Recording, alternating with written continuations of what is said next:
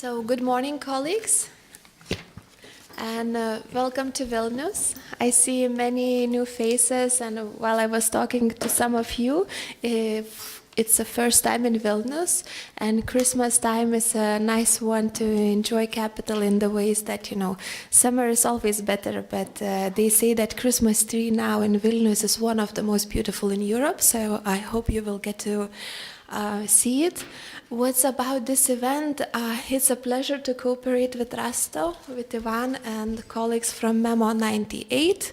Actually, our cooperation it developed very quickly, and only today I asked Rasto why you decided to organize this meeting in Vilnius and to present the results here. Maybe he will speak about this a bit later. But actually for us, one of the reasons why it was interesting to join the project, because at the center, at the Eastern Europe Study Center, we focus a lot on analyzing how Russian disinformation and propaganda is working in Lithuania. We focus a lot, our weakest point is our Russian-speaking population, and when I talk about Russian-speaking population, it's not only ethnic Russians, but also ethnic Poles and Ukrainians, Belarusians, and so on. So we always look into this dark side of the issue, and our national TV channel and other media sources, they are, in my opinion, they are very qualified, and they are one of those fighters against propaganda. So we never looked at them critically. We never evaluated their work because we see them as partners. So now with this research, we actually, we're looking at them, and I hope that results to be presented by my colleagues. And then later we have a head of Lithuanian TV. So basically to see whether the results coincide with what they're doing, and you will learn how things are developing here in Lithuania, and we have a colleague from Estonia, so in the Baltic countries. I think I will close here because actually I'm very eager to learn about the results. Up till now, I know nothing about it. So Rasta gonna present it because I know that it's very fresh, and the report is just, to be finalized after this discussion. So once again, welcome in Vilnius. Thank you for joining us, and I wish us all for fruitful, interesting discussion. Well, thank you very much for this warm welcome, and also thank you very much, Dovile, for excellent preparations. I guess maybe that's one of the reasons why we chose actually Vilnius, because I always heard that Lithuanians are excellent in organizing things, and I think this, in my experience, has already been proven. So thank you very much to your whole team for this. I'm also very glad to see actually many familiar faces around this table, and I'm very happy that you found some time in this period. As Dovile has already mentioned, it's almost Christmas time, so thank you very much for your interest in this topic, and we hopefully we have some fruitful discussions in today's event. Maybe a couple of words from my side why we, in a way, initiated this type of research. On a personal level, for us, it started, a few years ago, particularly when we saw the events in Ukraine, and we saw that there was a lot of disinformation about what was happening, particularly in the eastern part of Ukraine, and since we had been involved in monitoring media for almost 20 years as my organization, we thought that perhaps we should really try to use these type of tools to raise awareness In particular, for us, it was clear from the very beginning that this is not some issue which is only very country-specific. We saw this already at that time as a threat, as a more global threat, and unfortunately, it did evolve this way. But then I think the topic became a bit wider, particularly after 2016, when we saw the emergence, if I can put it this way, of the way how fake news were used, particularly via social media in the United States, in other events. So I think it's fair to say that we face certain challenges. Some of you would say, well, maybe it's just an old wine in a new bottle, that this type of disinformation was there previously. Perhaps now it's just the use of these new technologies which contribute maybe to efficiency of this. Nevertheless, on the other side, I should say that we in our organization, we are big fans of public service media, and so we thought that perhaps this is one area where public service media could really be beneficial, and we are convinced that good quality journalism is the best response to these old or new threats. And so this is the reason why we decided to initiate this type of wide-ranging monitoring. It was really a challenge, and I'm glad that many of those who actually participated are here today. It was a challenge because the situation is really different in all these countries, and it was also a challenge because even the concept of fake news, we learned it can be different. You know, perhaps in the Baltic states, you would mainly consider fake news to be an external threat. But in countries such as, I don't know, maybe Hungary, Poland, you know, fake news can also be transferred as internal propaganda, you know, done by politicians. So for these reasons, we actually decided to wait and have the benefit of today's discussion before we finalize the final report. So in that sense, you know, I will be very, very interested in the discussion and contributions of various experts that are going to participate in these three panels. And as you probably see, the discussion is also recorded, so it's not to keep an eye on us, but it's really for us to actually be able to use your contributions, you know, for the sake of you know, finalizing this product that we want to finalize. And I should maybe in closing remarks just say that initially we really didn't expect that we would detect huge amounts of fake news. This was not the initial expectation. Rather, we really wanted to use this monitoring to raise awareness and to actually support this exchange of experiences, because we believe that public service media, as I said, could contribute in this, and they should really develop certain mechanisms to deal with this, you know, these new trends, such as you know, verification, fact-checking, and we already see that with certain media, namely BBC, Deutsche Welle, they are more and more employing this type of methods, you know, reality check. BBC, Deutsche Welle has one journalist on a daily basis who is doing just verification of information coming from online sources. So with this, obviously, I wish all of us a very fruitful discussion, and I will hand the floor back to Dovile, and maybe we can start.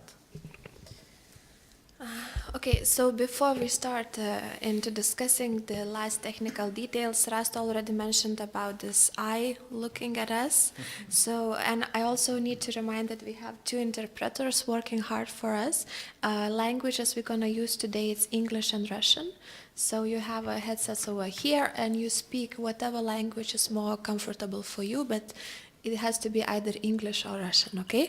Another thing, our session will be the longest one. It will last for 2 hours and 15 minutes. We will see how discussion will flow. But, you know, living in dark ages, or let's say in a dark period of year when it's winter and people sometimes do need extra coffee, so coffee is always there. Feel free to refill in order to be active and awake with us. And without any delays, now I'm turning to first speaker, whom is on my left. Again, Rasto, you will be talking again. I think in your introductory remarks you already shared some results, so please do not repeat yourself. Mm-hmm. And you have 10 minutes. Thank you. This one, yeah? Perfect. I know that now I have to follow the strict rules of the panel, but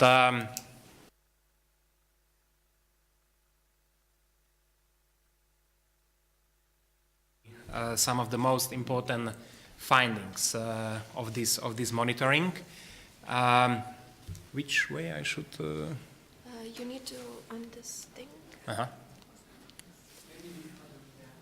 This. Yeah, you're right.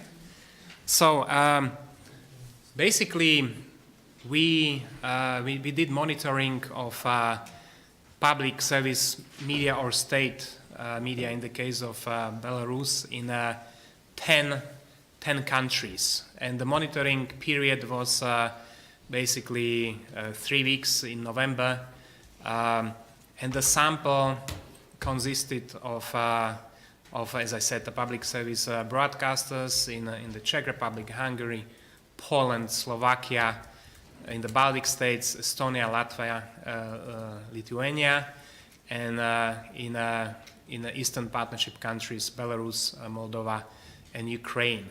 There was basically no specific sort of reason why we actually chose these countries, perhaps with the exception of Belarus, which you know, initially you know, it would probably not be our first choice, but I should also say that this activity has been supported by a National Endowment for Democracy, and so you know, for the possibility of perhaps also do some comparisons, we did decide on this kind of sample, which in terms of, and I will speak a little bit about the methodology. So we applied quantitative and qualitative analysis. With the quantitative analysis, we basically chose certain indicators such as the topics which are being discussed on the news, and we actually measured you know, how much time is devoted to different topics such as politics, you know, foreign affairs, economy, social issues, and the main idea was really to see what is the structure of their news programs. Is for the qualitative analysis, this focused more specifically on the topic of fake news and disinformation, and so the idea was really to see, is there any presence of fake news and disinformation in the reporting, and here we looked at the news programs but also at selected current affairs programs. B, we looked at what, if anything, do these public broadcasters do in terms of educational efforts? Do they run any programs describing this phenomena of fake news? Do they do anything actively in terms of you know, how to verify information? So in other words, what do they do in this area? We also looked at a more general approaches in terms of education, history of propaganda, for example, and so on and so forth. So basically, while with the quantitative indicators, it was not that difficult, and I think everyone understood, and we basically we will present some of this data. With the qualitative indicators, it proved to be a little bit more challenging because even the basic concept of fake news could be understood differently depending on in which country you are. So, for example, in the Baltic states, when you talk about fake news, mostly it's understood as an external threat because what we also saw was that the news of all three broadcasters in these Baltic countries are pretty balanced and objective. So they understand it as a concept of external type of activity. Whereas when we look at Hungary, for example, Poland, of course, Belarus on the very end of this, this is also understood as a state type of propaganda and something which is basically done by state actors, primarily, of course, the government in power and the way how they manipulate the public opinion. So for this reason, basically, we decided to take, again, this opportunity to have this sort of discussion before we produce the final product, just to make sure that methodologically there will not be some differences. But with this, perhaps let me just share some of the executive summary bullet points, which after looking at the results, which I think it's safe to say. So the monitoring of PSM and in one case state broadcasters in the target countries showed that there is this kind of a difference in the way these broadcasters adhere to their legal obligations and fulfill professional and ethical standards vis-a-vis the public. In some countries such as the Czech Republic, Estonia, Latvia or Slovakia, the public service media offered objective and impartial news reporting on various topics and issues, including on politics. By contrast, we saw in Belarus, Hungary and Poland that the monitored broadcasters had problems in fulfilling some of the fundamental criteria related to fair and balanced journalism. In a positive development, the monitoring did not reveal substantial presence of fake news or disinformation in most of the monitored countries. Such problems were not found at all in the Czech Republic, the Baltic states, Slovakia, Ukraine, or Moldova. The two countries where the monitoring team detected some presence of fake news were Hungary and Poland. And in Belarus, the state broadcaster, as probably most of you know, has a long history of being used as a propaganda tool in favor of the incumbent administration, and this was indeed confirmed in our monitoring as well. Regrettably, during the monitoring period, no systemic longer-term strategy was observed with broadcasters attempting to explain the concept of fake news or to educate viewers on how to recognize fake news and other forms of disinformation. We saw some rather individual efforts, and I hope that some of our colleagues, namely Kaisa, will speak about some programs, that actually had this as a subject, but we didn't see this as a concentrated or longer-term strategy on the side of broadcasters that they would run certain programs which would be basically dealing specifically with unveiling, this fake news, disinformation, and explaining to the audiences how to deal with this. So in a way, a more targeted media literacy effort. And this is what I did mention. In Slovakia, the broadcaster aired some news reports featuring such threats and regular educative programs aimed at presenting history and media propaganda. And this was, I think, the best example, I think, came from the Czech Republic. Czech television has produced several high-quality programs, discussion, and documentaries dealing with the historical perspectives of propaganda, both Soviet and Nazi propaganda. So in this case, I think, again, while we didn't see an effort to do media literacy vis-a-vis fake news, but we saw clearly some kind of good quality programs dealing with the history and reminding people that, you know, these threats were here also before. There are significant differences in the overall position and the level of trust towards the monitored public service and state broadcasters in the target 10 countries. As a rule, those countries where there is more substantial funding and less state or political interference, the broadcasters enjoy a higher level of trust in the society. So these were mainly the Baltic states, the Czech Republic, and also to some extent Slovakia.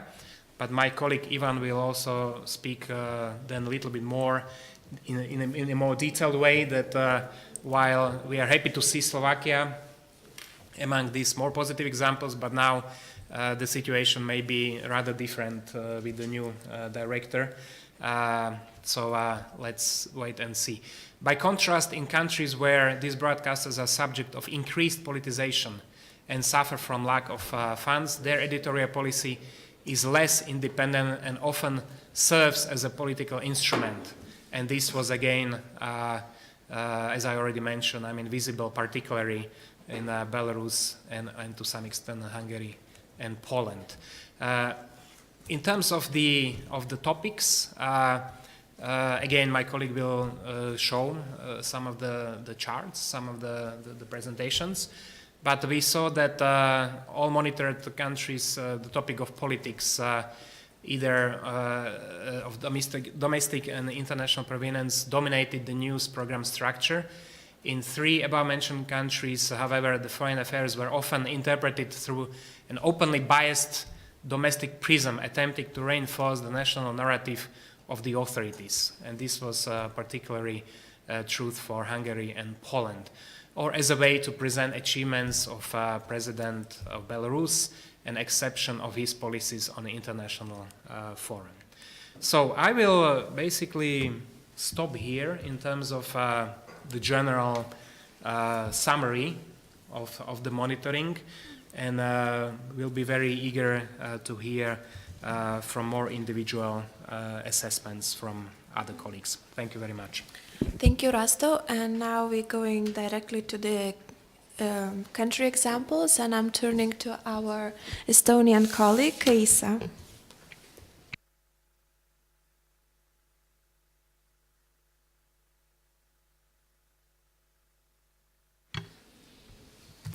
Good morning, everyone. Dobre utro. As Dovile already mentioned, yeah, despite being Estonian, this is actually my first time in Vilnius, and I'm very excited to be here and to be a part of what I think is an extremely important project. Oh, well, that went well. Aha, okay. Right, so my task was to monitor Estonian public broadcasting, ERR or ERR. It has 3 TV channels. The main TV channel is the Estonian language primary channel ETV or Estonian television. Then they have a complementary channel, ETV2, which kind of offers some niche shows and some additional programming. It's also Estonian language. And the newest addition to this group is ETV Plus, which is our first full-length public Russian language program. It was created in 2015, pretty much as a direct response to the events unfolding in Ukraine and the role of disinformation in this conflict. I think Estonian authorities see the opening of this channel as the main initiative in countering or addressing the disinformation problem. So as Rasto mentioned, it's seen more like an external threat or something that particularly affects or could affect the Russian-speaking population rather than the Estonian-speaking population. Right. Now to the main subject of my monitoring. It's the main evening news program of Estonian public broadcasting called Aktuaalne Kaamera. The Russian language channel has its own very similar version, Aktuaalne Kaamera. It roughly translates to actual camera, which is why I'll just refer to it as the news show from now on. As for the main observations, I would say that the news show has earned its position as the most trusted news source among the population. 44% say that they completely trust the program, and if you add those who say they mostly trust the program, you get a good 77% trust rating, which surpasses any other news sources in the country, including online news or national daily newspapers. In terms of balance, I found that generally, well, almost always the news items were presented in a very balanced manner. For example, standard example really, the Minister of Economy wants to introduce her plans to extend free public transport to inter-county bus lines. So she gets to say why this is a good idea on air, this time through a phone call, because she wasn't able to come into the studio. And then there were interviews with those government members who were not too sure about the idea, presenting its shortfalls. So this is kind of a classic example of the way the broadcasting was balanced. Also, opinions and facts, I found them to be clearly distinguished.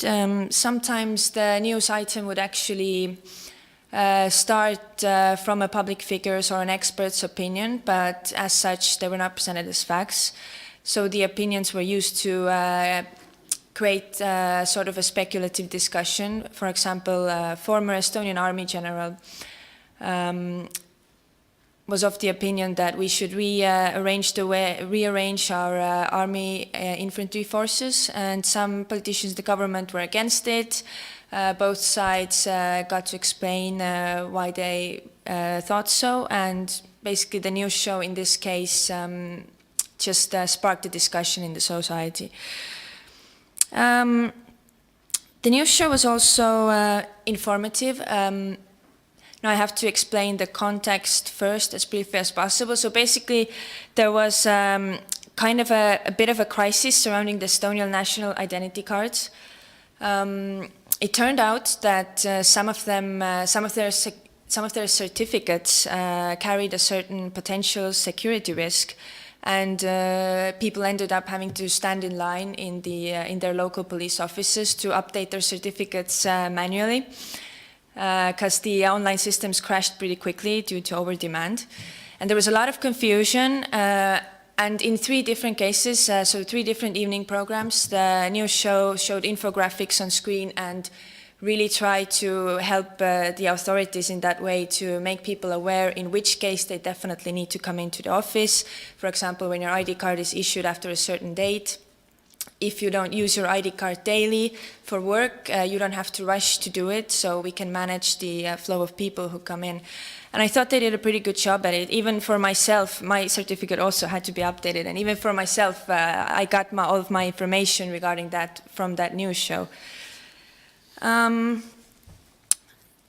was particularly positively surprised by the quality of interviewing, particularly the in-studio interviews. Whenever a politician gave an indirect response to a question, they would always follow up, and they would constantly try to represent the ordinary citizen and try to figure out what does this proposal mean for the people, which groups are most affected. If I'm a confused citizen, I don't know how to fill my tax declaration next year because of this new tax reform. Who should I talk to? What should I do? How do business owners handle these new reforms? So I thought often they came off as quite analytical in a good way. Another good example of an analytical news show was the same aforementioned ID card crisis. After the main kind of chaos was over, they invited an Estonian tech expert in for an in-studio interview, and they discussed what does this mean for Estonia's reputation as an e-state? What lessons could we learn from this? Could the government have acted more quickly or more efficiently, and who is, in the end, who's really to blame? There were some occasional slips, for example, on shorter news items on, look, this is the new local government who just took office because we had local elections recently. Sometimes they had short statements by the newly formed coalition government of a local entity, but usually not any kind of comment from the newly formed opposition. Sometimes that was missing, which I thought, you know, it should have, ideally it should have been there. Also, for the ID cards again, even though they talked to a lot of different people, business owners, bank representatives, state officials, even the Prime Minister got a word in. However, they did not have a comment, or they did not mention trying to get a comment from the company who produces the ID cards. I don't know what the reason was for that, but anyway, they were later identified as actually the main culprit. Now, the slightly weaker link of the evening news program I found to be the foreign news section. Sometimes I think the editorial choices they made were slightly off in terms of focus or balance. For example, they had a short news item on French President Emmanuel Macron's falling ratings as opposed to how popular his image is on Christmas toys. And that was it. They didn't even mention how low the ratings were, or try to put it in a wider context, like what does this mean? I mean, France is a very important EU partner for us, obviously, and Macron is the fairly freshly elected pro-EU president, so it would have been much more relevant to the Estonian audience as well if they actually analyzed the ratings themselves. Second example where I found the balance to be slightly off, they mentioned briefly that Queen Elizabeth II allegedly has tax haven connections, and then they had a 30-second speech by British Labour Party leader Jeremy Corbyn, who was condemning the practice. However, they did not reference to any sort of comment or clarification from the royal family side, and they could have easily gotten the info from the BBC, it was there. So I found that to be not as balanced as I would have liked it to be. When it comes to the second primary subject of this project, so to what extent does Estonian public broadcasting attempt to inform the audience on disinformation? As I mentioned earlier, I think they see that the main initiative here is really the very existence and the development of the Russian language channel, ETV+. However, in two cases in the evening news program, they did mention mainly Western institutions' attempts to counter disinformation. For example, they had ran a news story on NATO Stratcom Center of Excellence's research on Russian Twitter bots and the budget troubles of the EU's East Stratcom task force. Other than that, if we go outside the main evening news program, only one other program was relevant for this monitoring. That was the weekly foreign affairs news show, Välisilm, or The Outside World. They devoted almost the entirety of their 30-minute airtime to the same topic addressed earlier in the evening news. So how can Western institutions, primarily NATO and the EU, counter disinformation? And then afterwards, they showed a 60-minute documentary, a Spanish documentary on the modern troubles of journalism, how the speed of information, online news, social media affects the way journalists can do their work, and how proper investigative journalism is increasingly rare, which affects the citizens' ability to be properly informed in a democracy. I will stop here. Thank you, and ask me questions anytime. Look forward to the discussion. Thank you, Kaisa. You were just right on time. And now I'm turning to another colleague who is also for the first time in Vilnius and presenting results from Hungary. Petra? Since our Estonian guests offered a possibility to ask a question, may I may I use this, your suggestion? Could you please elaborate a little bit about that example of Macron's ratings and VS toys? What was the problem? You mean it was inappropriate to compare those two different topics, or what was the problem with that Macron's ratings and topics? Yeah. Well, I just felt that I didn't get any information that would be relevant to me out of this news story.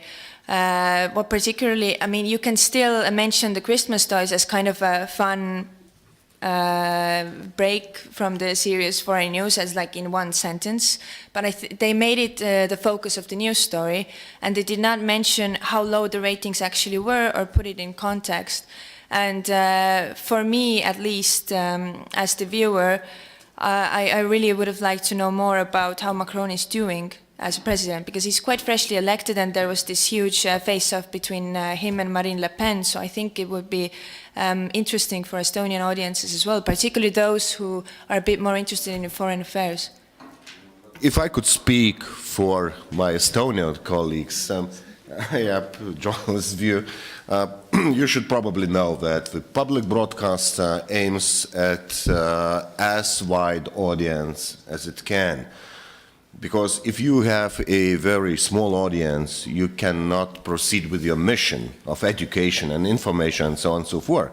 So if you are orientated towards the news freaks, as we call them, we are the news freaks, but we are 20 of only here. The rest of the population, they are not the news freaks. They want to be not only informed, but also entertained. Mainly entertained. Yeah. So if you want to proceed with your mission, you should care about your audience and about its expectations.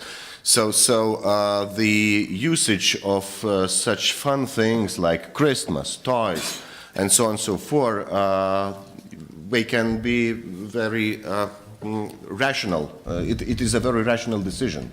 It's not a example of unprofessionalism. On the contrary, I think that it only shows that those people who are responsible for the programming and for the contents of the news, they do care about their audience and they do care about the result of their work, of their information. I mean, we can slightly agree to disagree here. I completely understand your point about, I wasn't per se criticizing the fact that they used the reference to Christmas toys. I understood why they made such a choice. But I still thought that, you know, if the public, generally our public broadcasting still aims to educate the audience on slightly so-called more boring topics that need a bit of more active listening and active viewing. When they want full infotainment, they usually turn to the private channels anyway. So I think kind of talking a little bit more about the ratings themselves and the political situation in France would have been still beneficial and interesting enough. I do completely get your point about news freaks, and as such, I'm one as well. I'm also a foreign policy freak, so clearly I would have wanted even more out of this news story than the somebody who is not that interested in it. But I still think public service broadcasting should at least attempt to lead the way, because the other topics that they're handling are also fairly complicated, and there was a lot in the foreign news section that was very well handled as a news story, but probably for an audience not interested in that region or foreign news would not really care about anyway. So there's always this balance you need to strike. But yeah, I understand it's a complicated balance to achieve. So now let's turn to Hungary. Petra? Thank you. First of all, I would like to give you a very short overview about the public service media system in Hungary. In 2010, the Orban government adopted a new media law, which totally changed the legal content and the constitutional framework, as well the structure of the public service media. And these measures were the first steps to scale back the constitutional democracy Today, Hungary lives in a very different media landscape where pluralism, fundamental rights, and democratic values are no more general requirements. The Hungarian public service media rests on two pillars. There is a single public service media provider, Duna Media Service Provider Inc., which provides radio, television, news agency, and online services. But the content is made by MTVA, Media Service Support and Asset Management Fund. And both organizations' CEOs are put in charge by the Media Council, the main media authority. And there is no other source of outside control over MTVA. The members of the Media Council are delegated by the governing parties for 9 years. So clearly the independence of public service media cannot be guaranteed under such circumstances. The public service media provider offers 7 radio and 7 television channels. Each one is thematically different. In this research, we were monitoring the 6 o'clock p.m. news show of Duna TV, which is the main national television channel with general contents. This is the most watched TV show in the public service media. That's why we selected it for the analysis. And the show is produced by the team of the M1 channel. This is the news channel. It gives programs about news and current affairs 24 hours a day. This circa 26-minute long news show is broadcast simultaneously on M1 and Duna TV at 6 o'clock each day.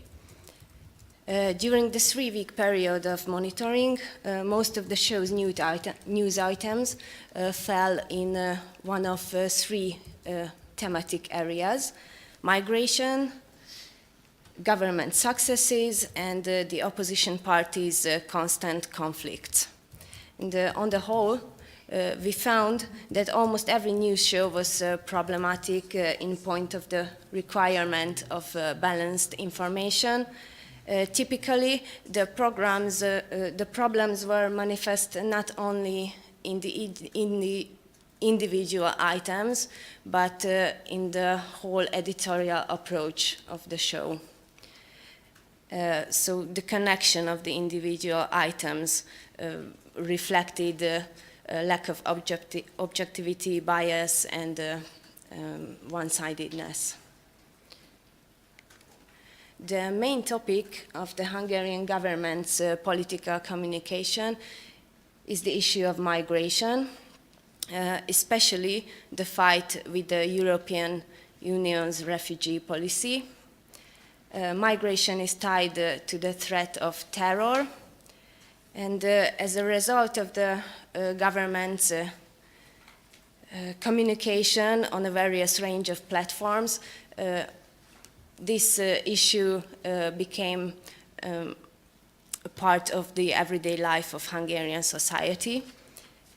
All of the monitored news shows reported on migration. Typically more than a quarter of the news show deals with migration and terrorism-related issues. In the government's communication, migration is linked to the so-called Soros plan. The government has identified George Soros as the main source of the danger in respect to migration. They suggest he has a dangerous plan about settling millions of immigrants in Europe, and he has a network of agents working on his behalf, especially in the European Parliament, to implement his plan. However, this plan doesn't exist. It has been denied by the EU institutions, European Parliament, European Commission, and Soros himself, but the government cannot be dissuaded. During the monitoring period, the Soros plan was in the news every day except the 4th of November. With respect to items in migration, Soros plan, and Brussels' role in them, we found several fake news. One example, on the 5th of November, it was reported that George Soros' foundation funds terrorists.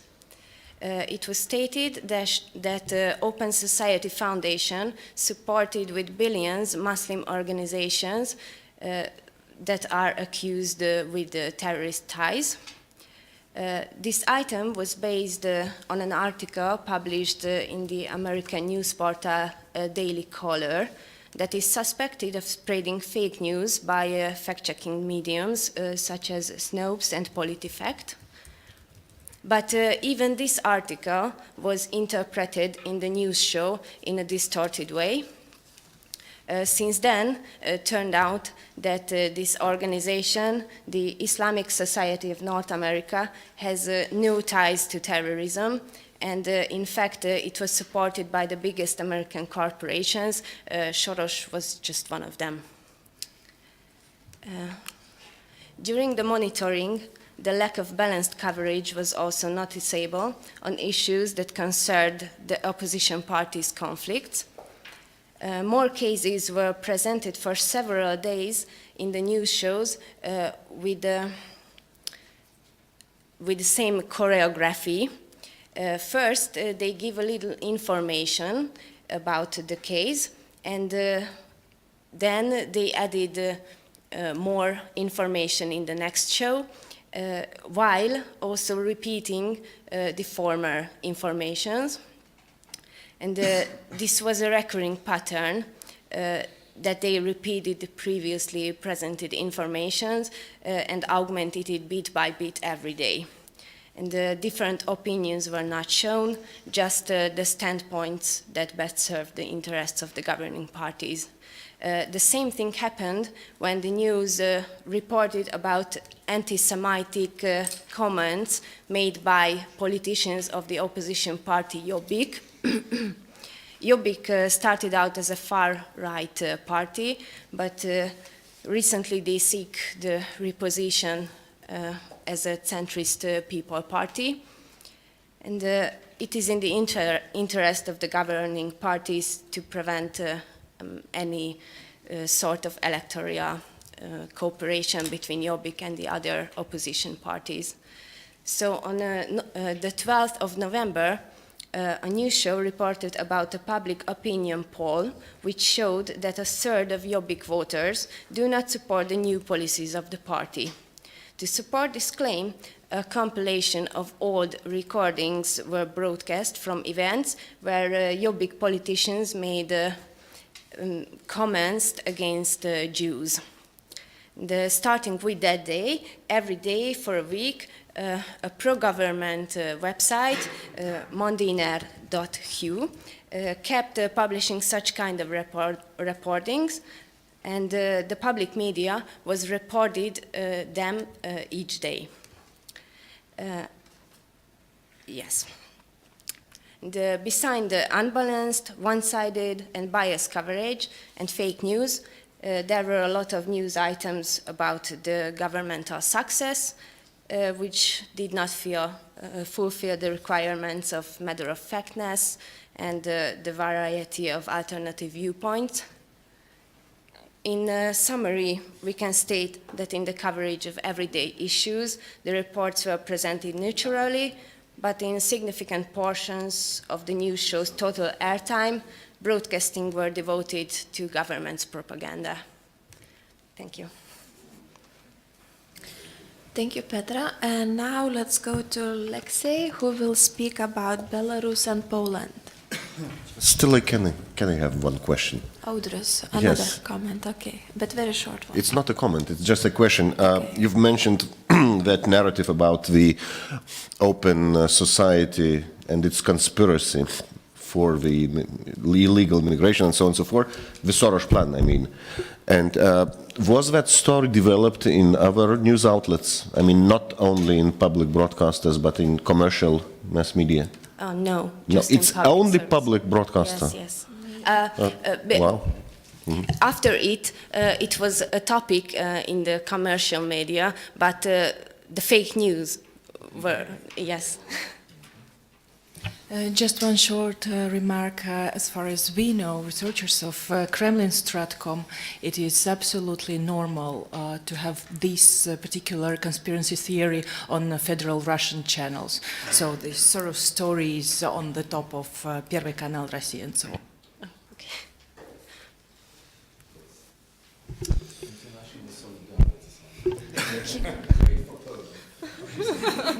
I have to say that this story about Soros is highly contextualized because this is highly contextualized because Soros' origin is from Hungary, and I'm non-resident fellow of CU Center for Media, Data and Society. So you know that even problems related to the status of that university was questioned this year, and now.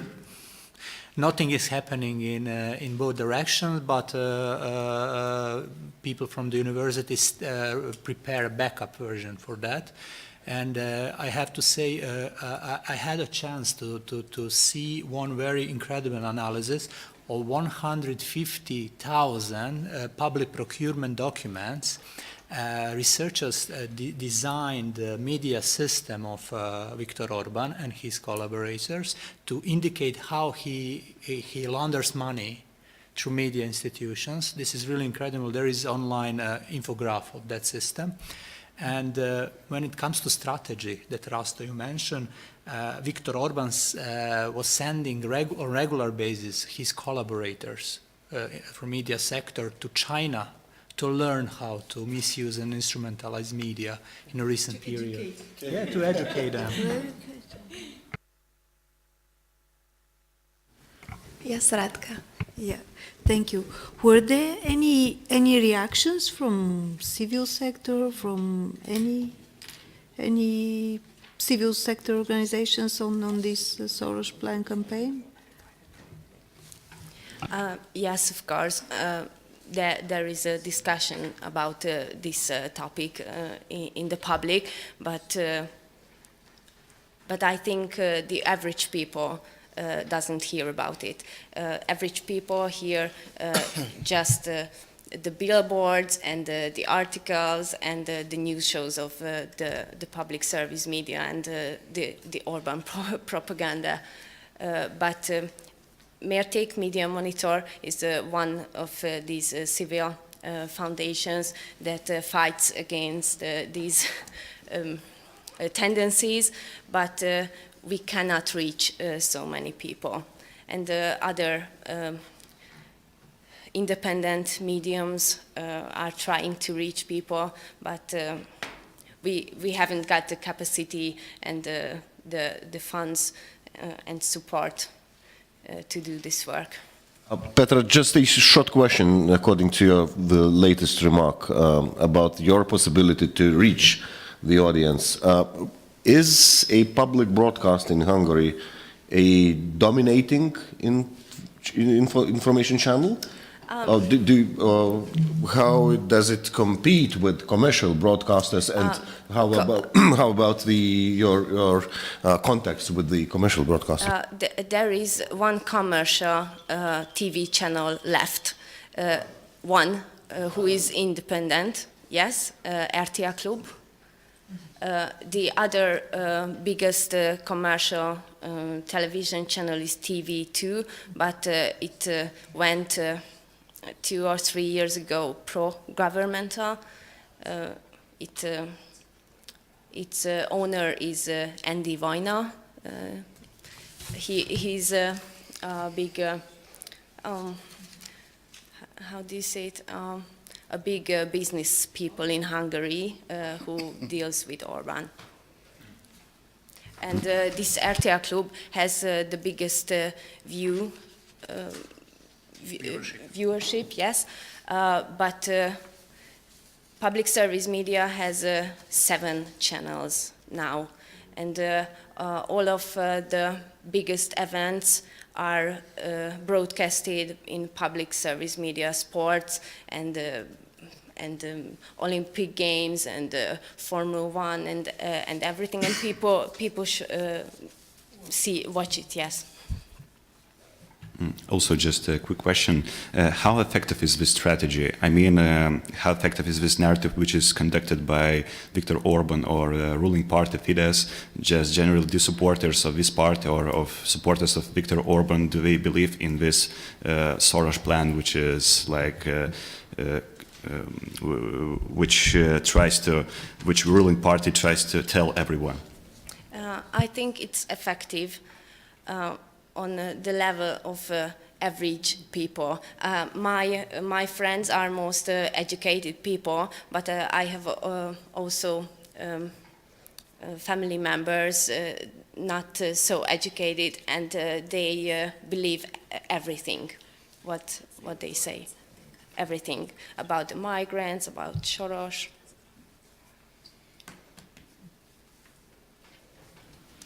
Okay, let's switch now to Belarus and Poland. Yeah. Thank you. I monitored 2 public broadcasters. First is the TVP group, Telewizja Polska. Second is Belarusian television. Just so that you understand the structure,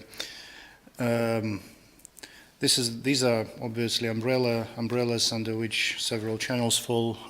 So you have TVP1, TVP2, TVP Info, and a lot of other, not a lot, but some other byproducts. But these 3 are the key ones.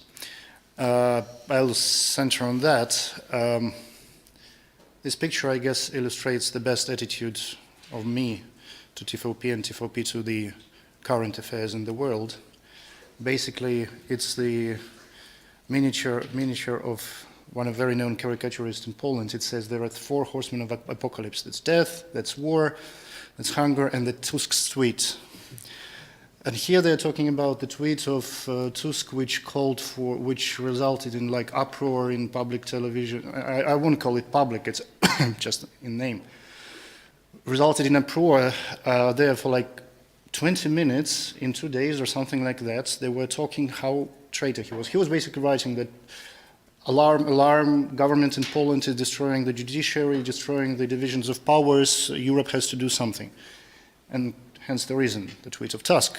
It was devoted to so much time that I kind of lost myself and thought maybe I'm watching Russian television in this respect. No, it was actually Polish. So a bit of background.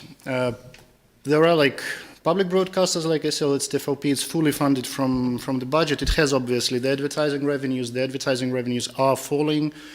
The TVP showed a net loss last year. It was significantly got quite good hump in funding from the budget, which was approved in the scandalous same session last November. There are private broadcasters. It's TVN. Obviously, it's not that bad like in Hungary, whereas there is the dominating, say, public broadcasters, and then you have like one smaller channel. No, TVN is pretty in its own right. It's quite a big channel, quite a big viewing rate, and so on. And given that TVP is actually sliding into propaganda, then its visiting rates are increasing. I cannot comment on that in figures. I'm just saying that as my personal perception right now. And obviously on top you have something which is supposed to be monitoring the journalism ethics and standards and so on. It's called the Krajowa Rada Radiofonii i Telewizji, National Council for Radiophony and Television. Its independence was significantly doubled down following the first reforms of the current government in early 2016. It was one of 2 reforms they pursued first. First was the undermining the, back then, independent constitutional court.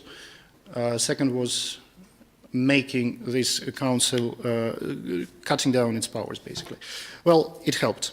Crete actually fined TVN recently for 2 million zlotys, which is not big, but it's the biggest fine ever issued to a media in Poland for unbalanced broadcasting from the events, from the protests, from the recent protests. So definitely they, over this year, they never managed to fine TVP.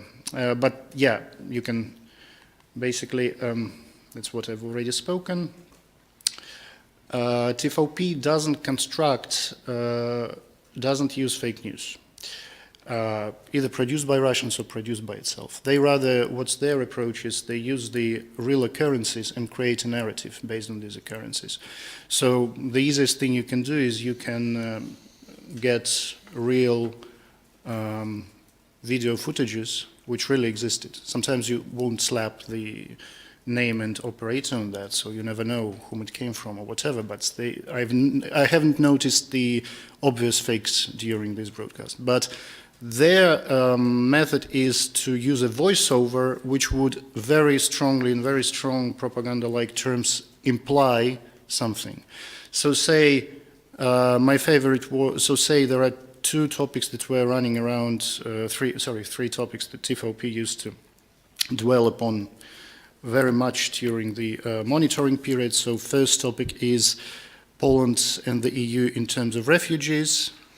The two key narratives were like approximately three-fourths or two-thirds, whatever, was that we are right not to admit refugees because the whole Europe is being destroyed by refugees. Full stop. I can like formulate it more or less this way. To support that, they're showing the unmarked footages, which definitely, I located some of those. These definitely have been from some demonstrations, not possibly in Europe, maybe sometimes in Arabic countries, of dark-skinned people running everywhere, like kind of general impression of a mess, of a demonstration and so on, and they're saying that, and they're not referring to this footage, no. They are referring, they're saying that refugees are destroying Europe, and then they show some scary footage, which existed. They never said that what I wanted to say again. They never said that this was happening in Poland or Germany. It's like they implied. They did misuse some pieces of information. For example, there was a statement of 130,000 refugees going underground in Germany. It was mentioned as if it happened recently. This was the article in Die Welt, February 2016, dated February 2016. I found it. They put the screenshot online, so I could see the header, so I could Google the header. They have not adopted the header. What they did is they blurred the date there. No, but the quality of the broadcast is such that you can't really see the date. Just a bit of blur and you're fine here, really. So, yeah, they use the real pieces of information, but in the wrong point of time, or the voiceover implies something else. That's one thing. Second narrative was previous government versus the current government. Like I was mentioning in my reports, well, let's say if you take amount of time opposition gets on TV and the amount of time the government experts get on TV, I'd say it's going to be 95-5.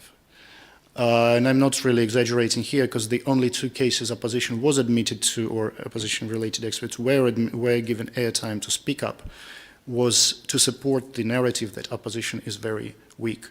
There were two pieces there. One piece was about the upcoming local election in Poland next year, something that's that's a headache for the governing party. They can't win them unless they do something horrible with the existing electoral system, because the bigger cities are staunchly pro-opposition. So what they used to is they used to lambast the opposition, saying that it's weak, that it cannot even produce one united candidate. And it's only in this respect that opposition leaders were given airtime, just to show that government is strong and opposition is weak because they cannot get united. That's the only thing. Obviously, they never said that after 2 days, opposition has produced a united candidate. It never found its line. It's never found its way on the TV. I followed up, so no, nothing like that. And third is excessive use of such words like traitor, equaling government to the nation, for example, this going down to saying that Tusk, by attacking Poland, is attacking the government and is attacking his motherland, so he's a traitor of the motherland. That's almost a clear citation there. It's fake news. Again, I'm a bit ahead of this smaller presentation. So fake news, no Danish president here, so minister here. So I think you might know this piece. It was put on by Sputnik News, put on by a lot of marginal sites, with a header, Danish immigration minister is attacked by immigrants. I verified this piece of information. It really happened. It was broadcasted on the Danish television. Although I didn't see an attack there, it was a very heated discussion, so which might happen pretty much everywhere with people in situation like these refugees are. No, there was no physical violence there at all, but it was really heated. But the thing is that they use this to illustrate that refugees are destroying Europe. So basically, they run it in the backgrounds. So some dark-skinned people, a white woman, very heated discussion between them, and the voiceover saying, you see, they're violent, so basically blah, blah, blah, something like that. Well, and again, I summed up a bit. I'm not very serious like my colleagues in terms of academicity of my presentation, so all good in Poland is thanks to us, all us, meaning we are the government. They strangely lambasted Balcerowicz, who actually made the current economy of Poland possible, but I guess they never acknowledged the successes of whoever was before them. Well, all bad is to the previous government. The own government shall not be questioned. That's another thing. Whenever there was a government minister in the studio, he didn't receive a single, and I stand by my words here, a single critical question from the anchor. Traitors, tainters, and Tusk is the words they would use towards opposition, and 95% for government policies, like I said, pretty much the case. You may measure it more accurately, but it strangely reminds me of Belarusian television in 2011 here. So yeah, Polish television ceased to be able to broadcast two or more viewpoints which are pertinent to any occasion. In handling members of the previous Polish government or its policies, it became a weapon in an attempt to destroy them. And that's, I guess, Belarus. So, fairly speaking, watching Polish television was a traumatic experience for me because I never expected such nightmare to be on screens of a civilized country. But I was having rest on watching Belarusian television, really. So it's very Soviet type. First thing, no internal politics. Well, we don't have internal politics, obviously, but there is no internal politics on TV either. Lukashenko. Whenever there is Lukashenko, he gets all the time. A program may stretch from 30 minutes to 1 hour because you need to give 30 minutes to Lukashenko, on top of that, of course. So there is no such thing as the broadcast, basically, schedule. You can stretch it as long as Lukashenko needs to get in. Type of news, I'm not joking. New factory and more milk. We're getting better. Opening new Geely factory. Belarus is going up and doing business. Mission IVF is working in there.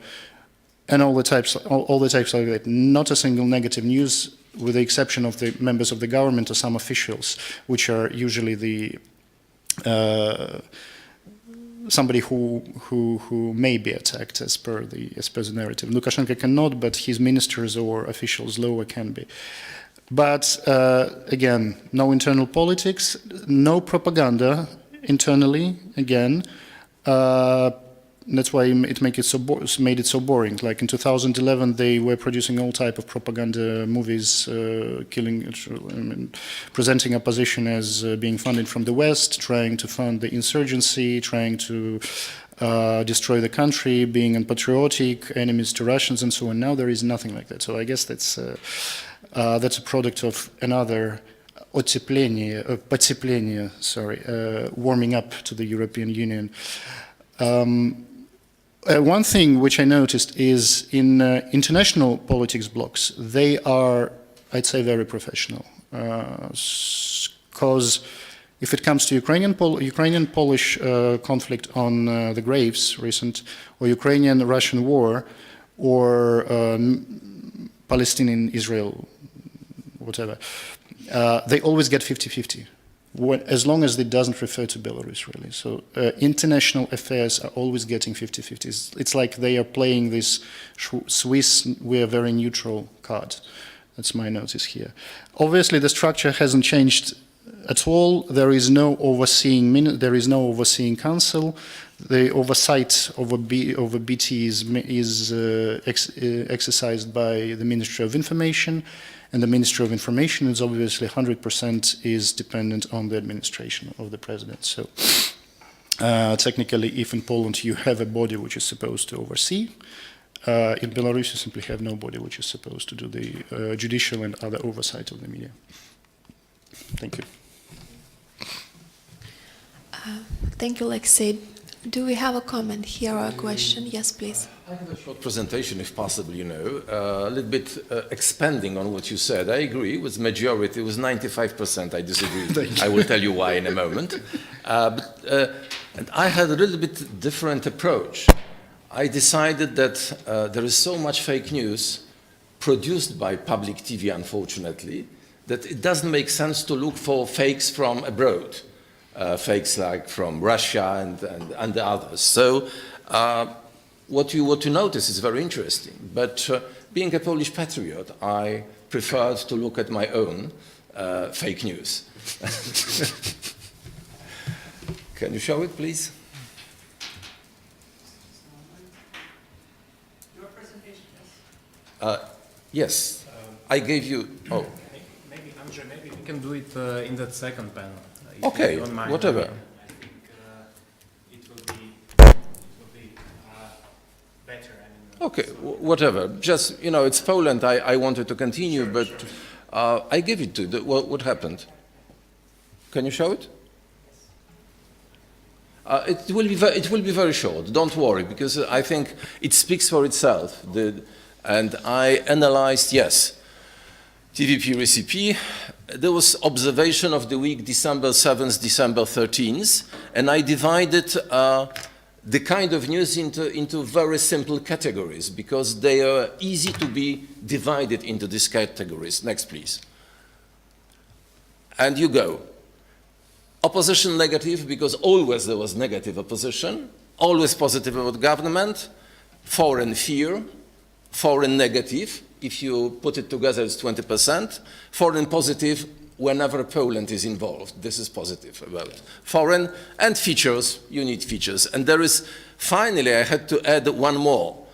Peace, government, positive, opposition, negative, because this kind of items among 66 I found. Go ahead. Opposition, totally bad. And you have titles of the labels over there. Total aggression of total opposition. Opposition is always total. And you have this. So the new scheme is, we are good, they are bad. Poland is safe, fear is abroad. Go ahead. We've had, during this observation week, a new Polish prime minister. So can you imagine, it was, his time was romantic aims, positive means. That's about him. It's like in China, I think, or in North Korea, or visionary prime minister walking on earth. He's a bankster, So they wanted to present him as somebody really connected with real people. And there was a story about it. Korean type, and the other titles. So go ahead. Foreign news. Positive, negative, plus fear. Because positive, whenever it's connected with Poland, President Duda pays visit to Ukraine. Of course, positive, it's president.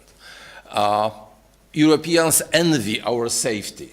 This is Soros type, what we've heard, Of course, they would like to be in Poland. We are so safe and stuff like that. And you have the other acts of terror and terrorizing Europe. The illustration on the right is quite interesting. In TVP Info, they went to such extremes that it reads, the guest blow in Michigan, US, the reason is probably guest blow. Next, please. And the features. Like ancient Mamy, of course, Polish geologist in Polish geologists not the archaeologists in Egypt are very important. Chance of effective therapy, whatever, it's a good one, and some cheaters. The problem is it works. This kind of propaganda really works. 50% support recently in the poll. I found that really there are news that probably it was 43, 44 because of strange way of counting. But anyway, it's extremely high. And the question is, you know, why? But this is a different story. We can talk about it. I just wanted to give the short intervention, and there is much more in my report. You will see. Thank you. And Jay, so as a okay.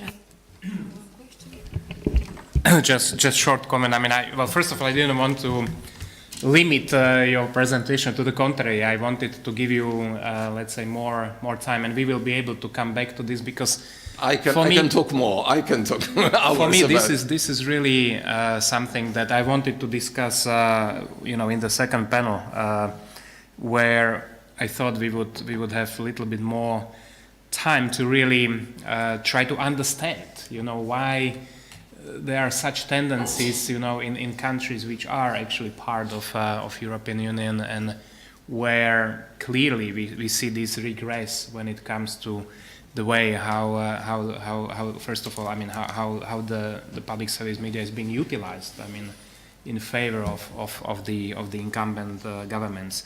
Couple of quick other points in relation to foreign news. I mean, I found this quite interesting what you said, Laksey, because in our experience we see one common pattern. I mean, in countries where there are autocratic regimes and countries perhaps where they don't necessarily push the Russian sort of narrative. I mean, for example, Azerbaijan, they would also be very selective with foreign news.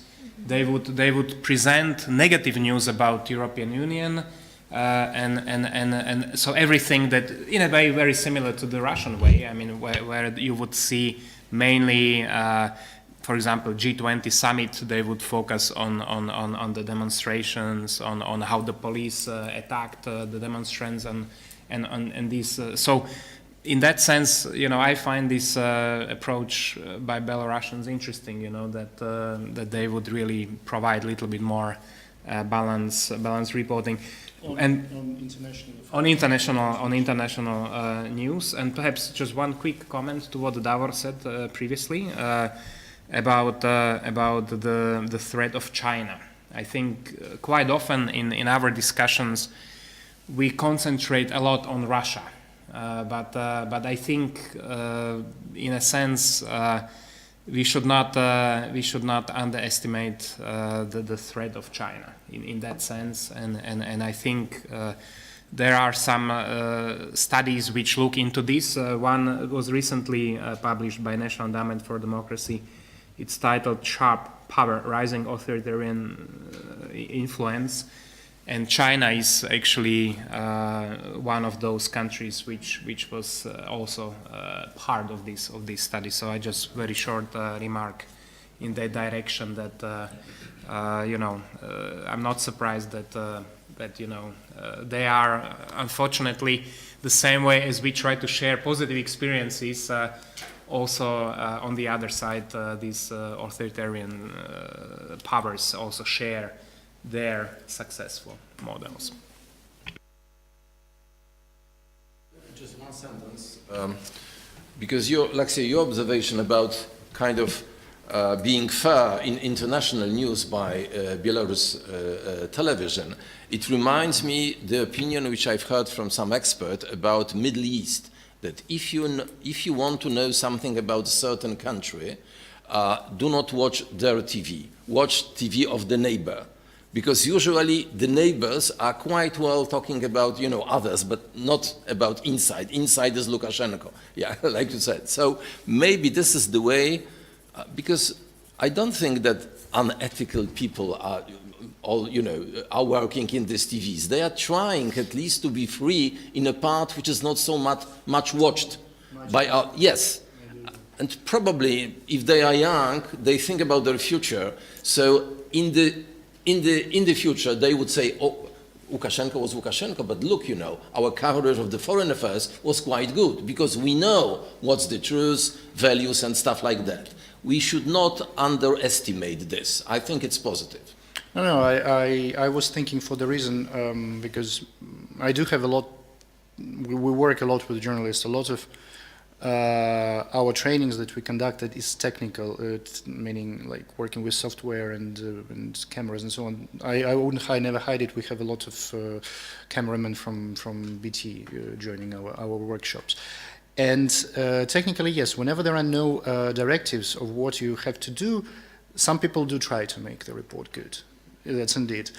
Obviously, Ukraine-Russian affair became so neutral after Lukashenko felt the threat that Russia may kind of incorporate Belarus after certain events, like it tried after Ukraine. So, but they, on the other hand, they don't want to overplay their hand of being too independent. Here, nobody said that Lukashenko has become suddenly pro-nationalist. No, he's trying to balance up because becoming nationalist immediately means a backlash from Russia here. So, but playing on the feature of Ukraine being a friend means you have to provide Ukraine and Russia equal amount of time. And that's fun because you watch Belarusian television for Ukrainian Russian affairs and it's actually better than sometimes Ukrainian television in this respect. That's the point. Middle East, I Radka first and then Solvita. I attentively looked at your examples, but we distinguish between propaganda and fake news, right? Because all the examples were pure propaganda, just to make this remark. I agree. And I have a question to Alexei. Do they have their own special correspondents in these countries, or it is just a story about a story? They have in some. They have in if you're talking about Belarusians, they have in the US. I think they have in the UK. But they have in Ukraine. But you're right. Sometimes it's a story about a story. Sometimes I cannot give you a quantitative evaluation of how much is a story about the story. Roman? We, as a regulator, had some experience with Belarusian channel Belarus 24. In 2015, we banned this channel from our white list, which our cable operators can broadcast in Ukraine for pro-Russian some programs. And the ministry wrote a letter to us that such programs will be later, and also we again come back this channel to our white list, and after that 2 times we also fixed not fake news but in some way pro-Russian view on some events in Ukraine, and we also wrote letters to the ministry in Belarus, and they replied that everything will be okay according to the Ukrainian law. And this year we didn't watched programs with pro-Russian point of view on Ukrainian situation. So I agree that they try to balance with foreign policy. Thanks. I see no hands raised, so now I'm going to turn to my colleague Andrius, who together with another colleague Romas over here, they were doing Lithuanian monitoring from our institution side. And in my opening remarks, I mentioned that Lithuanian National TV, LRT, is our good partner and friend. And also we have Audrius Matonis over here, who is responsible for news service. So, if there is few people I could count on my one hand, Audrius would be one of those who could I call, a trainer, a tutor, or someone who could always provide you with the fresh insights. So it will be very interesting to see Audrius' opinion as well on the work we did. So Andrius, why don't you start, and then we will see whether our findings coincide with the opinion of Audrius. Of course, yeah. So Thank you. Thank you so much for. So good morning for everyone. I believe it is still morning outside. We have to enjoy sunlight in Lithuania. So yeah, thank you everyone for being here. It is a pleasure to be in this conference. So in this brief presentation, I would like to present Lithuanian results of Lithuanian evening news monitoring. So me and my colleague Romas, who's taking a photo now, as Dovile told before, carried out a three-week monitoring of our national broadcaster channel LRT Evening News, which translates as Lithuanian Radio and television. There are also some smaller other channels of our national broadcaster. I mean, there is LRT Culture, which is a smaller channel which is dedicated to a specific group of people, so a specific area of culture. And also there is another channel which is called LTV World, which is especially dedicated to our immigrants in other countries, to our migrants, which is, well, a huge problem in Lithuania. So both of those minor, smaller channels have its unique content, but still the most important one is the main one, the LRT channel. So during this period, we analyzed every single report of this LRT channel's evening news to indicate whether it broadcasts and tries to deliver any kind of biased material to the Lithuanian audience. So, but the main goal of this monitoring was not only to see the possible bad or negative examples of reports, but also to emphasize the positive ones. So first of all, as you can see, every LRT evening news program is different, and as it almost every time lasts a different amount of time. So usually it lasts from 20 up to 35 minutes, but sometimes it can reach almost 40 minutes, depending on the existing material. So the channel does not try to artificially extend each program to a certain point, which is, in our view, a very positive approach, because in this way only the most important and actual material is presented. So, in a sense, every evening news program covers a huge variety of topics, and as Mr. Matonis told before, we support the idea that, well, the whole audience should be satisfied with the news, and not only, we shouldn't be like a freak news section, which covers only one specific point of the news, but every program covers a huge variety of topics. So basically starting from culture or even agriculture and finishing with politics and, for example, problems of the Lithuanian society. So in this way, channel tries to provide the widest possible spectrum of information and to cover all possible interests of the audience, and it does not focus on only one specific issue. But at the same time, naturally, we can distinguish the most dominant topics which we observed during those 3 weeks. So,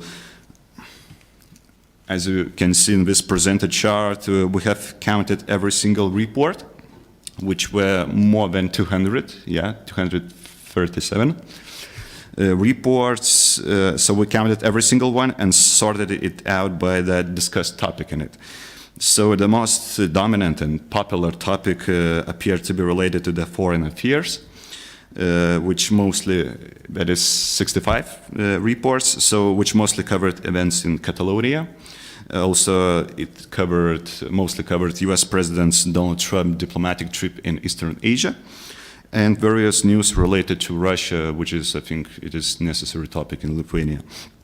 Second mostly discussed topic was related to domestic culture. I mean real culture, because that confirms that earlier presented idea that channel tries to cover all the possible spectrum of interest in the audience. When I say culture, I mean like museums, theaters, music, and so on. So, and of course, the third mostly debated topic was related to domestic politics of Lithuania, for example, like debates in the Lithuanian parliament, the government, and so on. So, let's proceed to the next part, the main findings. So I'd like to briefly present the main findings of this monitoring. So generally speaking, while broadcasting numerous reports, the news service uses various sources of information to introduce certain issues. For example, live interviews with the participants of a report and commentaries of both the domestic and foreign analysts often provided.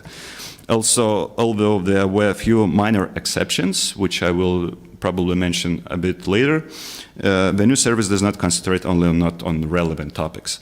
So finally, as I mentioned earlier, also we try to put emphasis on positive examples, so positive approach of our news service. So basically we have not encountered any direct teaching on how to counter propaganda or disinformation, but in our view, the audience is taught to recognize it in another way.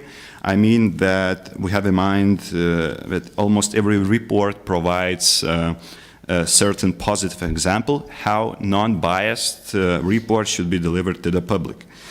And of course we have other shows except our evening news. For example, one of the main journalists of the television has its own small talk show, which is usually broadcasted during the evenings. And during those, it is called In the Center of Attention. And during those talk shows, the journalists of LRT, they do not hesitate to sometimes criticize local politicians, which is a good point. Sometimes provocative questions are asked. So that is a very positive approach in our opinion. But also, as I mentioned earlier, we saw some minor flaws.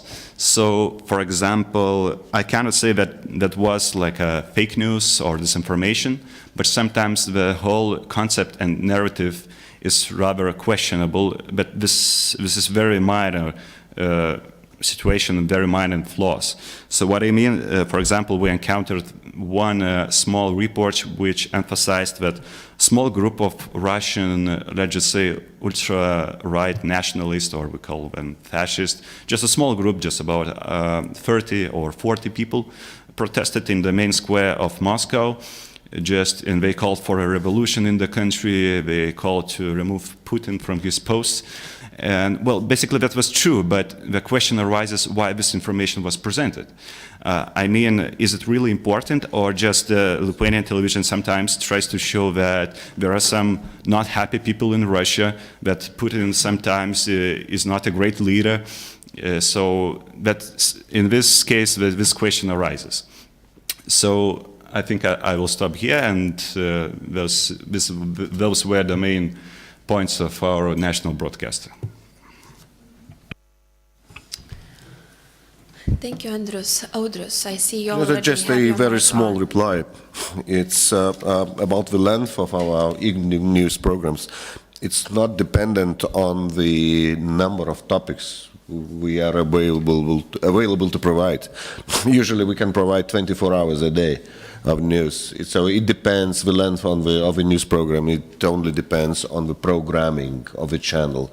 If they have some scheduled shows, TV shows, and so on and so forth, so they regulate the length of our news. So that's one remark, and the another one, which you called a minor flaw. By the way, thanks a lot for the positive review, but that you called the minor flaw, that wasn't ours flaw, if it was a flaw at all, because we depend on, when covering with Russia, we depend on major international news outlets like Reuters TV or Associated Press television network, APTN, or Agence France-Presse. So, so probably that was a report from one of them. I mean, was probably Reuters, probably APTN, probably Agence France-Presse.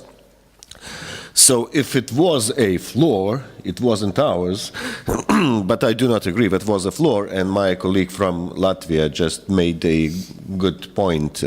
Probably it was reported on the 7th of November when Russia was celebrating, but wasn't celebrating, but they do have remembering the Bolshevist revolution of 1917. So that was an example on how their public behaves on that day, providing their protests or support for the current regime and so on and so forth. So these are small remarks. By the way, I was absolutely impressed that you've monitored that we are concentrated so much on cultural news.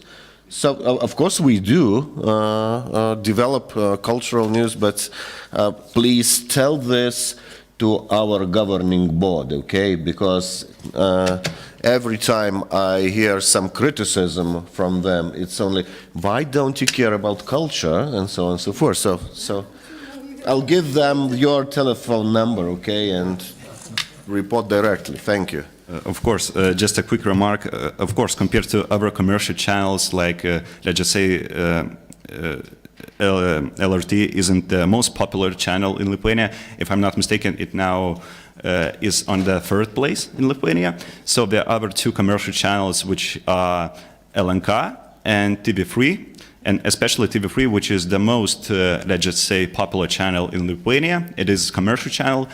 It uses absolutely different narrative. Usually when this channel talks about Russia, and it talks about Russia almost during every evening news, it uses absolutely different words. Let's just say they do not use fake information. Usually what they show is true, but they use absolutely different describing. I mean, like terrorists, killers, rapers, when they talk about Russia. So other commercial channels, they use absolutely different describing. So compared to those channels, LRT is absolutely flawless. Yeah. I'm going to use my moderator's prerogative this time, okay, guys? But I noted your questions. I mean, just a question for Audrius, because I noticed that Andrius didn't explain about how our national TVs, about independence. So, Audrius, if you could talk about the finances and regulation a little bit, but very shortly, because I know you are in the 2nd panel and we will have a representative from regulatory body in the 3rd. And then if you could also touch upon how do you see whether the news should talk and educate society about recognizing disinformation, fake news. And actually my most favorite part of your program is culture, so keep going with that.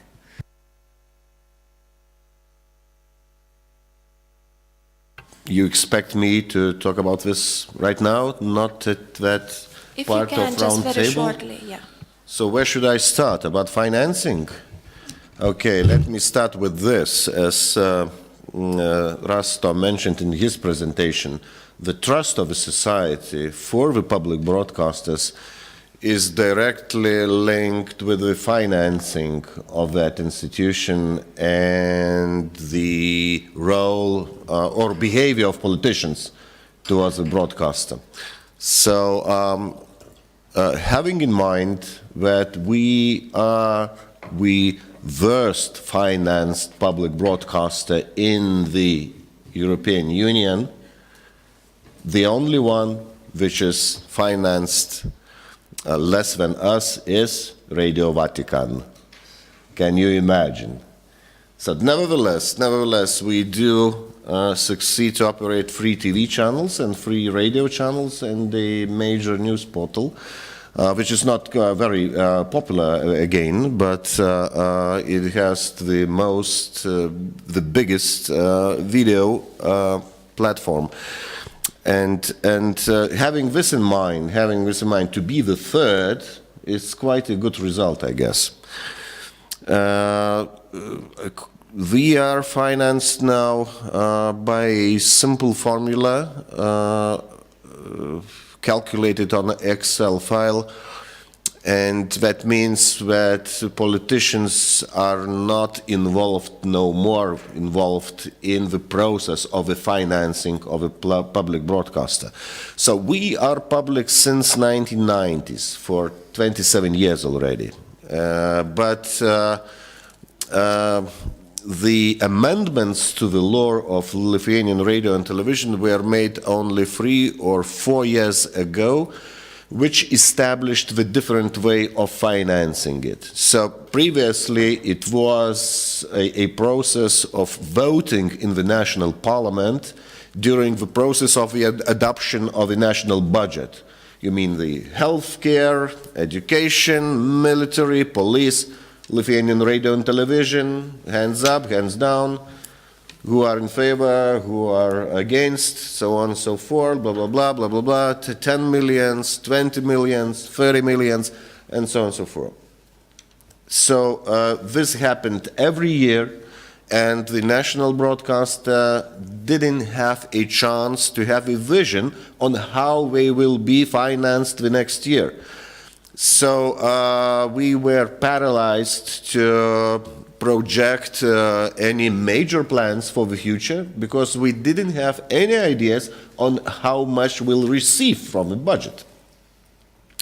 So what is good now, and on the other hand, as I've said, formally or legally, we weren't dependent on the will of politicians.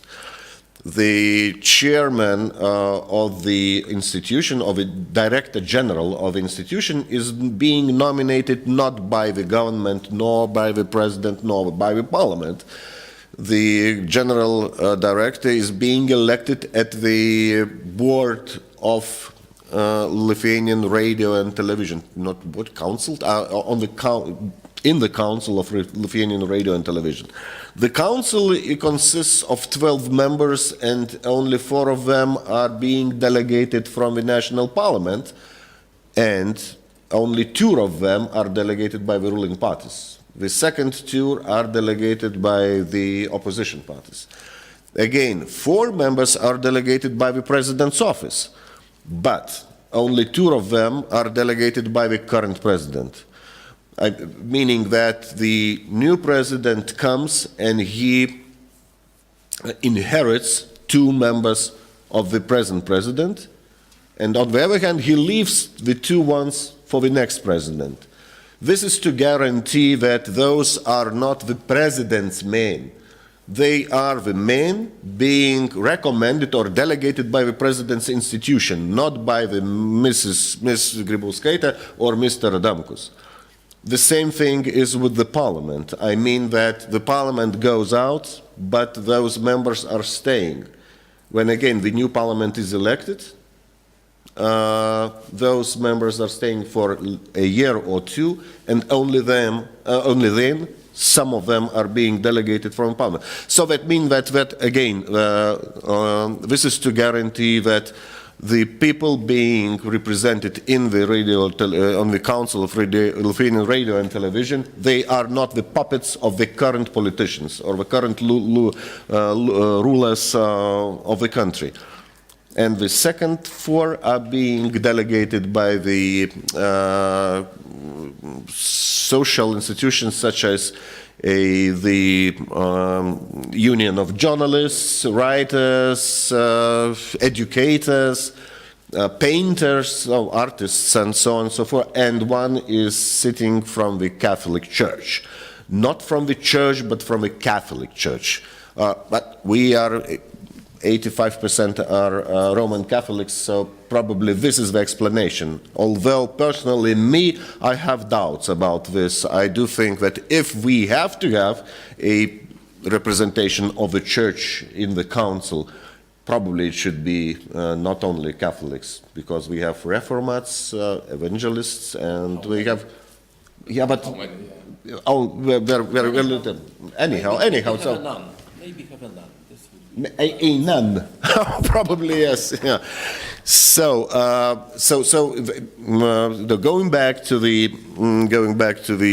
financing, the voting in the parliament meant that there will always be some people in the parliament which are absolutely unsatisfied on how they are being depicted in the TV. So, of course, they will always raise questions whether, why should we give them additional 10 millions if they behave so badly? They are showing us stupid, they are showing us weak, they are showing, or reversed, they are not showing us at all. So we are against financing this institution and so forth.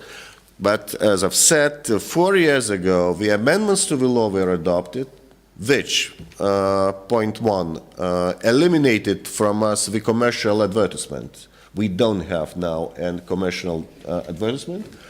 So that means that we are dependent 99% on the budgeting from the state. On the other hand, it guaranteed that the role of the politicians in financing is absolutely excluded. It means that the Minister of Finances counts the money which is gathered through the taxpayers and o šitie kaip yra alkoholio tie tarifai, o tie taxes from selling alcohol and tobaccos, and it's being calculated in Excel file, and we automatically receive that amount of money without any voting and without any involvement on the politicians. So you are interested in selling alcohol, yes. And you cannot advertise. Yeah, we cannot advertise, unfortunately. You can show drinking people. Yeah. And the second good thing in this scheme is that that means automatically that the richer the state is, the more we get. But it guarantees that in the year, let's say 2018, we cannot get less than in 2017. So even there is a financial crisis of some sort, let's say not a disaster, but the state is earning less than it used to be previously, it only means that we wouldn't receive more money next year, but we won't receive less money this year. This is good. This is good, and it works, and we applaud this situation. Nevertheless, every new parliament which comes in power, it becomes automatically absolutely unenthusiastic about the national broadcaster, because there is no more fierce critic to the ruling parties or ruling majority than the public broadcaster. We are enjoying the freedom of speech and freedom of mind and freedom of critics in a 100%. We are happy about this, but that doesn't mean that this is very easy. And that doesn't mean that politicians couldn't find a way to try to influence us. Currently, we are at a state of war declared by the ruling party here in this country. In Lithuania, the leader of the ruling party was very unhappy about the questions which were presented to him by the journalists, all in all, not only national broadcast, the major news portals as Delphi and my colleague here, everybody were presenting very uneasy questions to that guy, but he cannot influence commercial media, but he can try to influence the public broadcaster. In which way?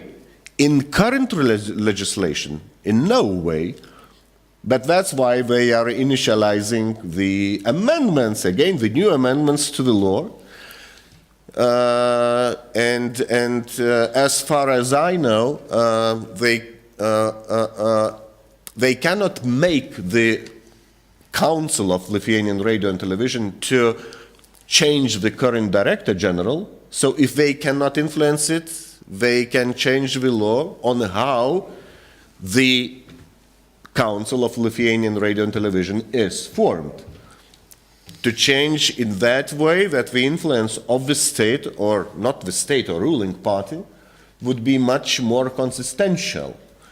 So what we are talking about is a Polish situation or Hungarian situation where the chief of a national broadcaster is being nominated directly by the rulers of the country.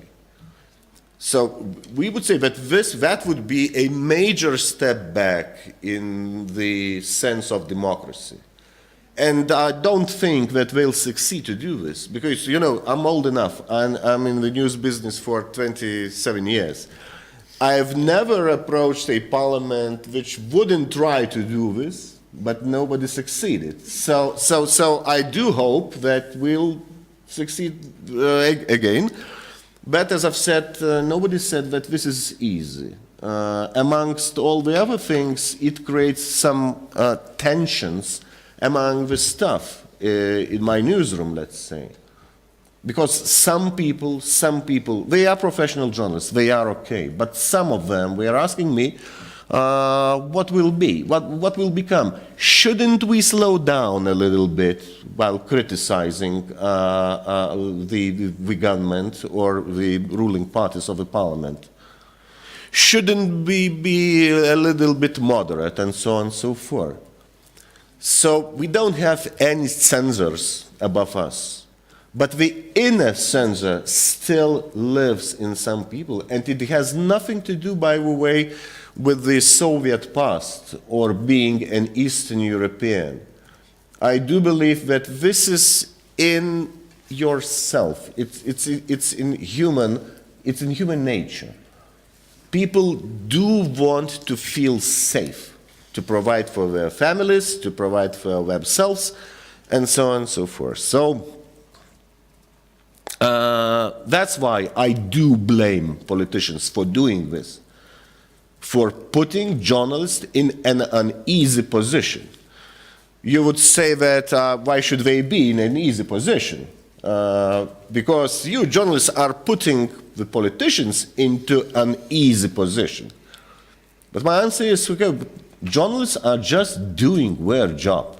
They're trying to do this good. Our job is to provide for the public that the politicians are behaving good and doing their job good. So that's why, as I've said, we do not dramatize the current situation with our politics, but nevertheless, we can be a number one in the region for the freedom of speech and freedom of information. That doesn't mean that this is all for guaranteed. The example that happened in Poland, the example that happened in Hungary. I'm not such a big expert of Hungary, by the way. I'm sorry. I'm just watching my channel, and that's it. But Poles are our closest neighbors. We used to look at the Poles as leaders in the region. We wanted to do the same as Poles were doing. In some regions, we still want to follow you, your security policy, your financing of defense, and so on and so forth. But what is happening in the public media, what is happening with the, should I say, dissidents? So probably they're not dissidents in that sense that used to be during the communist regime. But Adam Michnik, is he a dissident now, or is he still a absolutely free person, and so on and so forth? Of course he's not free, because the economic pressure on Gazeta Wyborcza is enormous. Right. Yes, that was my point. That was my point. Yeah. So you can... Mentally he is free, but Gazeta is losing position, money, everything, because no ads, no state company can have ad in Gazeta Wyborcza. Yep. It's unrule, but it's true. So what I'm trying to say, that nothing is guaranteed. Even when you are enjoying absolute freedom of speech, you should always be alert, because the next day you might be fighting for this. Thank you, Audrus. I think the second question I posed, whether the news should, report more or actually educate society about recognizing fake news, could be addressed in the second panel. And I now would give a floor to Solvita and then Rasto, and whatever questions you pose will be answered after your two questions. I have a question about the audiences. What does Lithuanian National Radio and Television has for Russian language audience and for Polish language audience? As far as I know, you have around 16% of these non-Lithuanian speakers. So yeah, most of those national minorities, both Polish and Russians, they live in one concentrated area, southeastern part of Lithuania, and in a sense in a district of Vilnius, so in our capital. And both of those minorities, both Polish and Russians, they usually use only one source of information, and that is Russian channels. And not only television, but also internet news services, maybe even radio and so on. And that is fascinating when Polish minority doesn't use Polish television in Lithuania. Well, there is one small, I would say small channel, TV Polonia, which isn't so popular in Lithuania. And I don't know, is it a problem of Lithuanians or of Poland that this channel is not popular between The channel as well. Yeah, so maybe it's a problem of Poland. So in theory, those areas, they can access Lithuanian television, Lithuanian information, but in practice, they usually do not speak Lithuanian between themselves. So why do they have to use Lithuanian television, Lithuanian information? So in this case, they use Russian television. So in theory, yes, they can access this information, but in practice, they hesitate. They're resilient to Lithuanian culture, to Lithuanian language. Sometimes I would say they are not even loyal to Lithuania, but that's a thing to debate. So that is the reason why they trust other channels from the East. But some projects on public broadcast service for these minorities. You have some programs in Russian, also in Polish. Yeah, but, are these programs aimed to deconstruct Russian narratives, Kremlin narratives, disinformation, propaganda, manipulation techniques? When we talk about our national broadcaster, I wouldn't say, like I told you before, but we don't have any direct examples how to deconstruct this disinformation and propaganda. But yes, we have, I would say, small programs which are oriented to Russian speakers. But they're just the main goal of those programs is to present the alternative point of view, I mean Lithuanian point of view, but not a Russian one. But this is all, I wouldn't say that those programs are very popular, and this is all that our, I think, national broadcaster, and not only national broadcaster, and our commercial, the most popular channels can provide. Probably I would elaborate on that question, because I'm not sure if you are correct about the numbers of national minorities. We have those who are called Russian speakers. I mean, Russians and Poles, Belarusians, some Ukrainians, and so on and so forth. We probably up to 11 or 12%. That means that the percentage of the audience is so small that you wouldn't use a national broadcaster to target them especially. I mean, if we had a situation like in Estonia, let's say you have 40% of non-Estonians? 48. Only? Russians, but Belarusians plus, Ukrainians plus, it's around one-third. I don't know the numbers. I think the second largest minority is Ukrainians, but it's... If I'm not mistaken, that is around 0.7%. But I could be wrong on it, but I know that it's 25% of Russians. So what I was going to say is that I can understand the situation in Estonia. That's why you've launched the Russian Russian language TV channel. So if we had at least 20% of Russian-speaking audience, we would probably do the same. But as I've said, it's only 10–11%. So that targeting them from a national broadcaster would mean like shooting from the cannons into the birds. But you don't have a separate Russian language channel as Estonians do. But so when you go hunting for the goose, you don't shoot cannons. You shoot with a gun, not a cannon. So that's why we do have a daily programs on national radio in Russian, and we have daily programs in Poland, in Polish, on national radio, and during the weekends we have a special programs for special national minorities. I mean, it's for Russians, for Poles, for Jews, and for Tatars even. We have Crimean and Tatars minority here, a small community living here, but we have a very long and deep tradition here. So this is the way we are communicating them. On the other hand, I don't think that this is the most effective way. You know, they do speak fluent Lithuanian, or at least understand. So there's no need to communicate to them in Russian. What they are seeking, it's not information in Russian being prepared for themselves, or especially for them.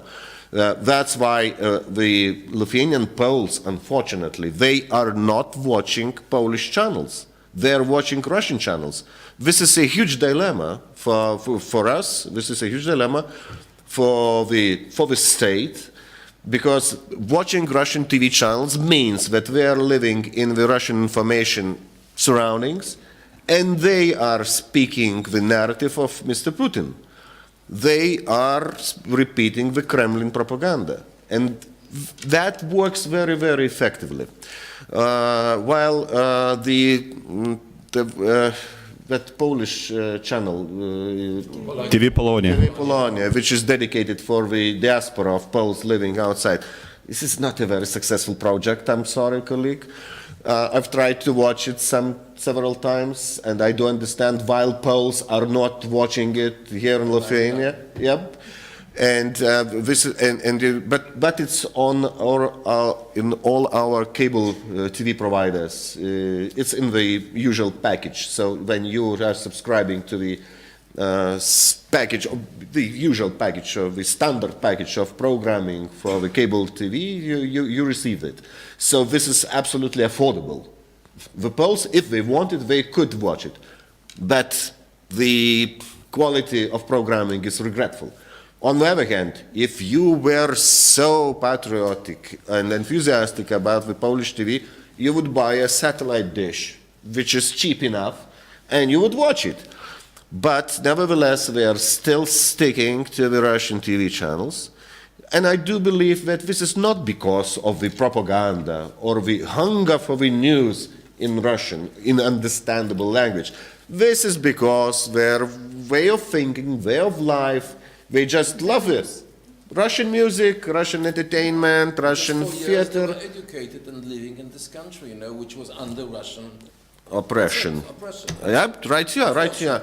The good news is that the Minister of Communications, I guess, here in this country, struck a deal with Poles.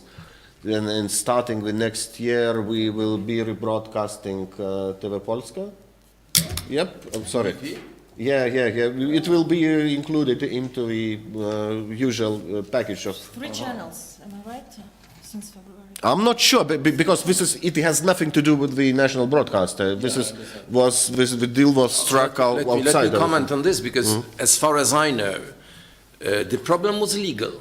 Because when TVP buys license for different programs, they buy it for Poland, not for Latvia, whatever, you know. So that was the legal requirement that they cannot officially sell it. There was an unofficial, very funny solution to that. They were just going to Poland and buying the boxes, you know, so they could receive it. But of course, it's illegal. But that was what people were saying. If you want to be informed, we are doing it this way, and this is it. But if they found a legal solution to that, and programs will be available, whatever I said about the quality of TVP, it's better than Russian programs, I'm sure. Absolutely. I've listened very carefully about your observations on TVP, and of course we are monitoring what is happening in Warsaw, because this is vital for us.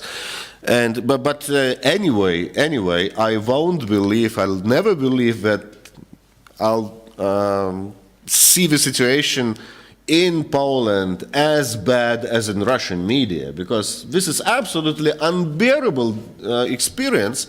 To watch Russian channels, if you want to stay sane, this is absolutely impossible. Yes, all your sense of humor. Thank you, colleagues. I think we need to leave the rest for the next session, because we're nearly out of time and we still have 2 countries to discuss. So in the second session, maybe, and Rasto, your question still relevant?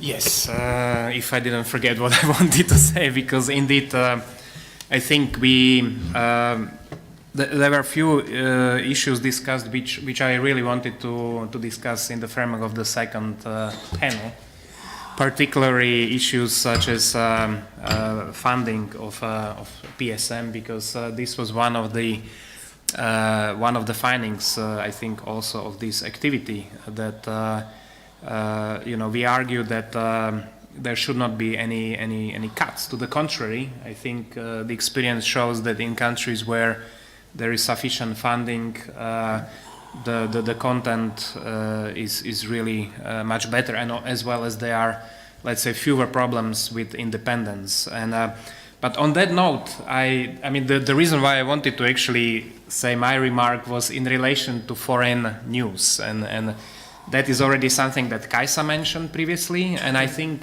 also when you were mentioning this one example that you identified as a minor flaw in your monitoring, it's sort of, and I think if I understood correctly, here it was not really a question whether this was produced by someone else like Reuters or AP or whoever, but it was actually the issue of relevance, if it was really relevant to show it on television. And I think this is where this monitoring is useful, because I think we are actually quite lucky to have our Jews here, because this is why we do the monitoring, to simulate discussion. And I think this is where usually broadcasters are thankful that there is someone externally looking at their content and actually contributing with, and of course we can have discussion about issues such as Macron and public opinion polls,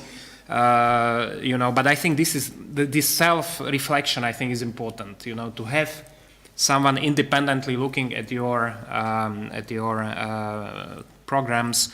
And I, on that note, actually, I should say that we will share results which are actually even more accurate, because you counted the number of stories, but we actually measured the total time that you did for us. So my colleague will actually be able to share some of these results. But I thought that I would just make that point. And the final point, and that's something that again I wanted to discuss in the framework of the second panel, but this lack of funding reflected on foreign news, because we see this when you don't have sufficient funding. Obviously, it's difficult for you to have enough of your own correspondence in important countries.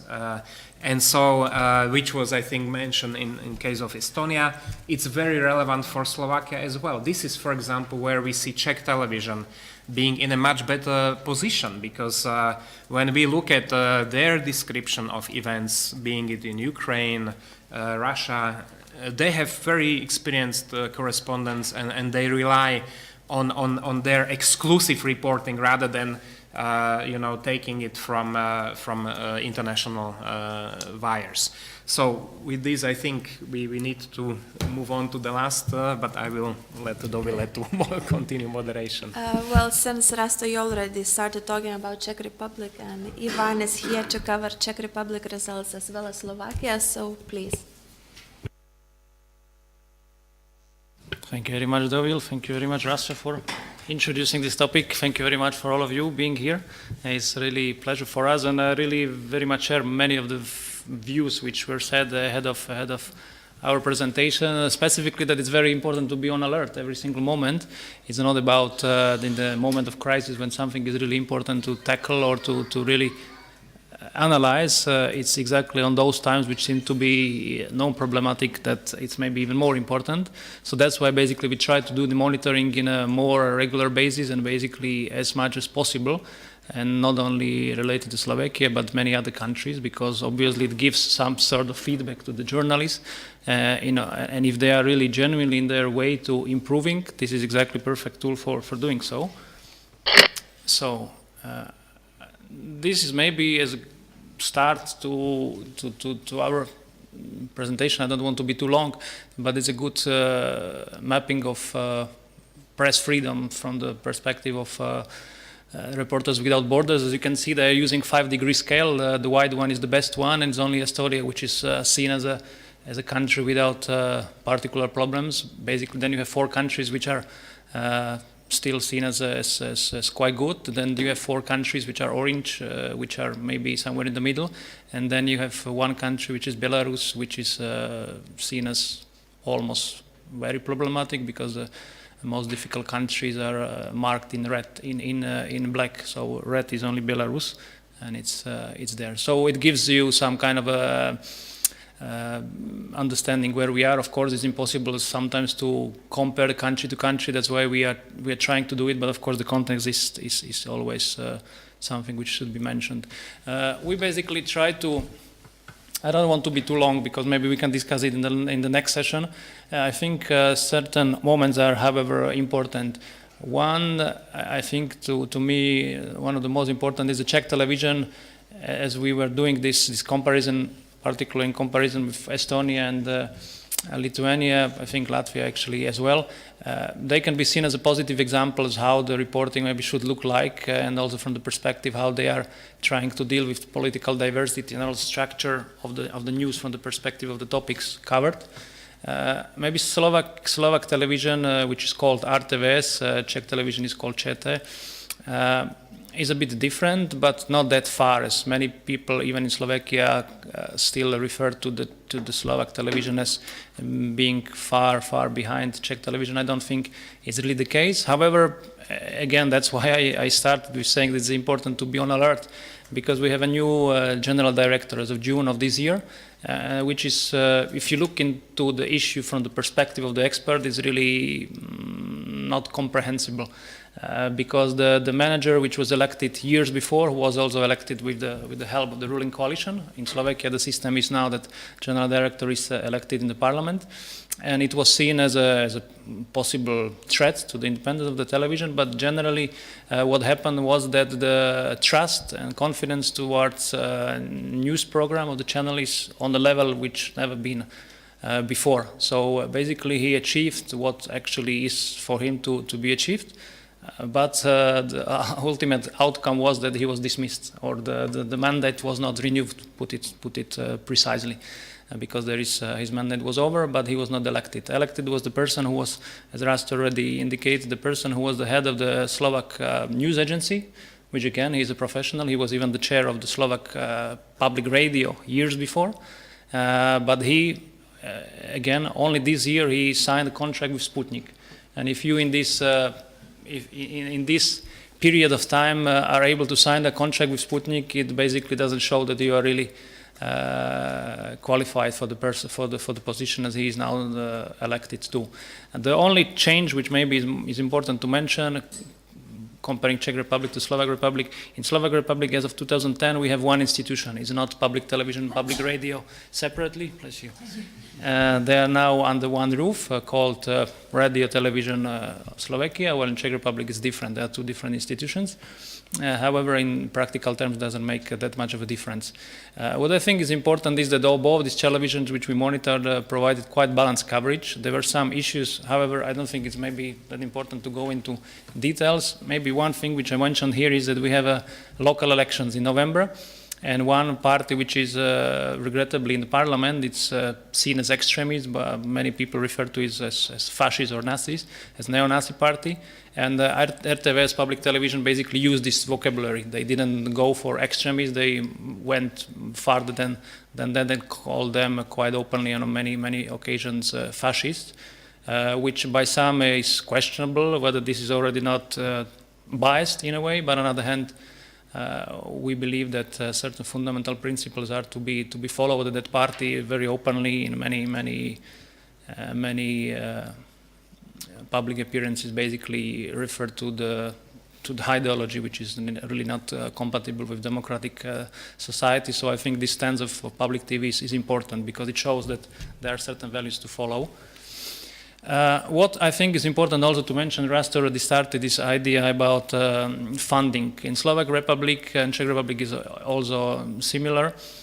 the public television can get some money from the advertising, but only related to sport event and some specific topics, not really normal, typical type of commercial advertising. The most of the money they are receiving through license fees from citizens, basically, which is now also quite a hot topic because the license fee is now less than €5. Less than €5 a month, and this hasn't been increased for 15 years, and obviously they are pushing for that, and quite naturally so. The next part of the funding is coming from the state, but this is not. It's based on the agreement covering certain areas of the production, and this is always agreed for some time ahead. I think it will be for 5 years ahead, and this is not done in the parliament, but this is Ministry of Culture. Signing it. It seemed to be as a problem at the moment when it was introduced, but it hasn't been a real problem. I think it serves its purpose because it really helps the institution to develop and to grow in cultural programming particularly. But what I wanted to mention is that this is really influencing exactly what Rasta said, foreign correspondence. Specific, and this is probably the most important difference between Czech Republic and Slovak Republic, how they are covering the issues. While Czech Republic has a really huge, I would even call it really huge network of correspondents all around the world, and they really can rely on them, and they are providing really not only professional but really very analytical reporting on many issues. This is not the case for Slovak Republic. Obviously, while there is a proximity with Czech, so we very often refer to Czech television as a source, but also quite often it's used, other sources, international sources are used as a source for broadcasting, and this is not the ideal scenario. Obviously, when we are now living in the world when every part of the world has its own story. And so I think this is something where the public television of Slovakia should definitely improve, and I think they are very much aware of that, because when we are doing our monitorings, we are also trying to reflect how the foreign affairs are covered. It has improved because previously it was done in a way that foreign affairs were very short. You are reporting from Brussels in half a minute, you are reporting from US maybe for 1 minute, you are reporting from Moscow, but very short in a news type agency news, and this is not the way how basically people are really informed. So this has improved, but still, and there is a room for improvement for sure on that. This is, again, just illustration. This is what the charts look like, and as Rasta said, we would like to send it to you, to all of you here. It's in a draft format, as we will be trying to finalize it over the upcoming days. We wanted to see basically what is the structure of news programming, and this is how it looks in Slovakia. Basically, in all of the countries, either foreign affairs or politics was the most covered topic. Then there were differences, obviously, where the culture was so important here, or it was important in other. As you can see, in Slovakia, culture was also third most covered topic. So somewhere it was economy, somewhere it was also the slice which is called others, which is not really identifiable. It's sometimes seen as more tabloid stories and different types. But this is how it looks. Yeah, it's not visible from here. You will have it in your charts because this is, of course, the precise listing of all the topics. I just wanted to show you this, but this is also too far. What is interesting, Rasta had it in the slide speaking about coverage of foreign affairs. There are only 3 countries, and this is Hungary, Belarus, and Poland, in which foreign affairs were covered from the perspective of the country of the origin. So when they were referring to foreign affairs, mostly they were referring to foreign affairs somehow related to Hungary, somehow related to Poland, or somehow related to Belarus. While in all the other countries, foreign affairs were mostly covered. That basically mostly means foreign affairs, not related to the country of origin. The reasons Rasta has indicated, I don't want to go into it. What I wanted to add, this is Czech Republic, as you can see, it's pretty similar. Foreign affairs and politics the second, and also the portion of foreign affairs vis-a-vis foreign affairs, real foreign affairs and foreign affairs for the country is very similar to Slovak Republic. So also the proximity is visible there. I wanted to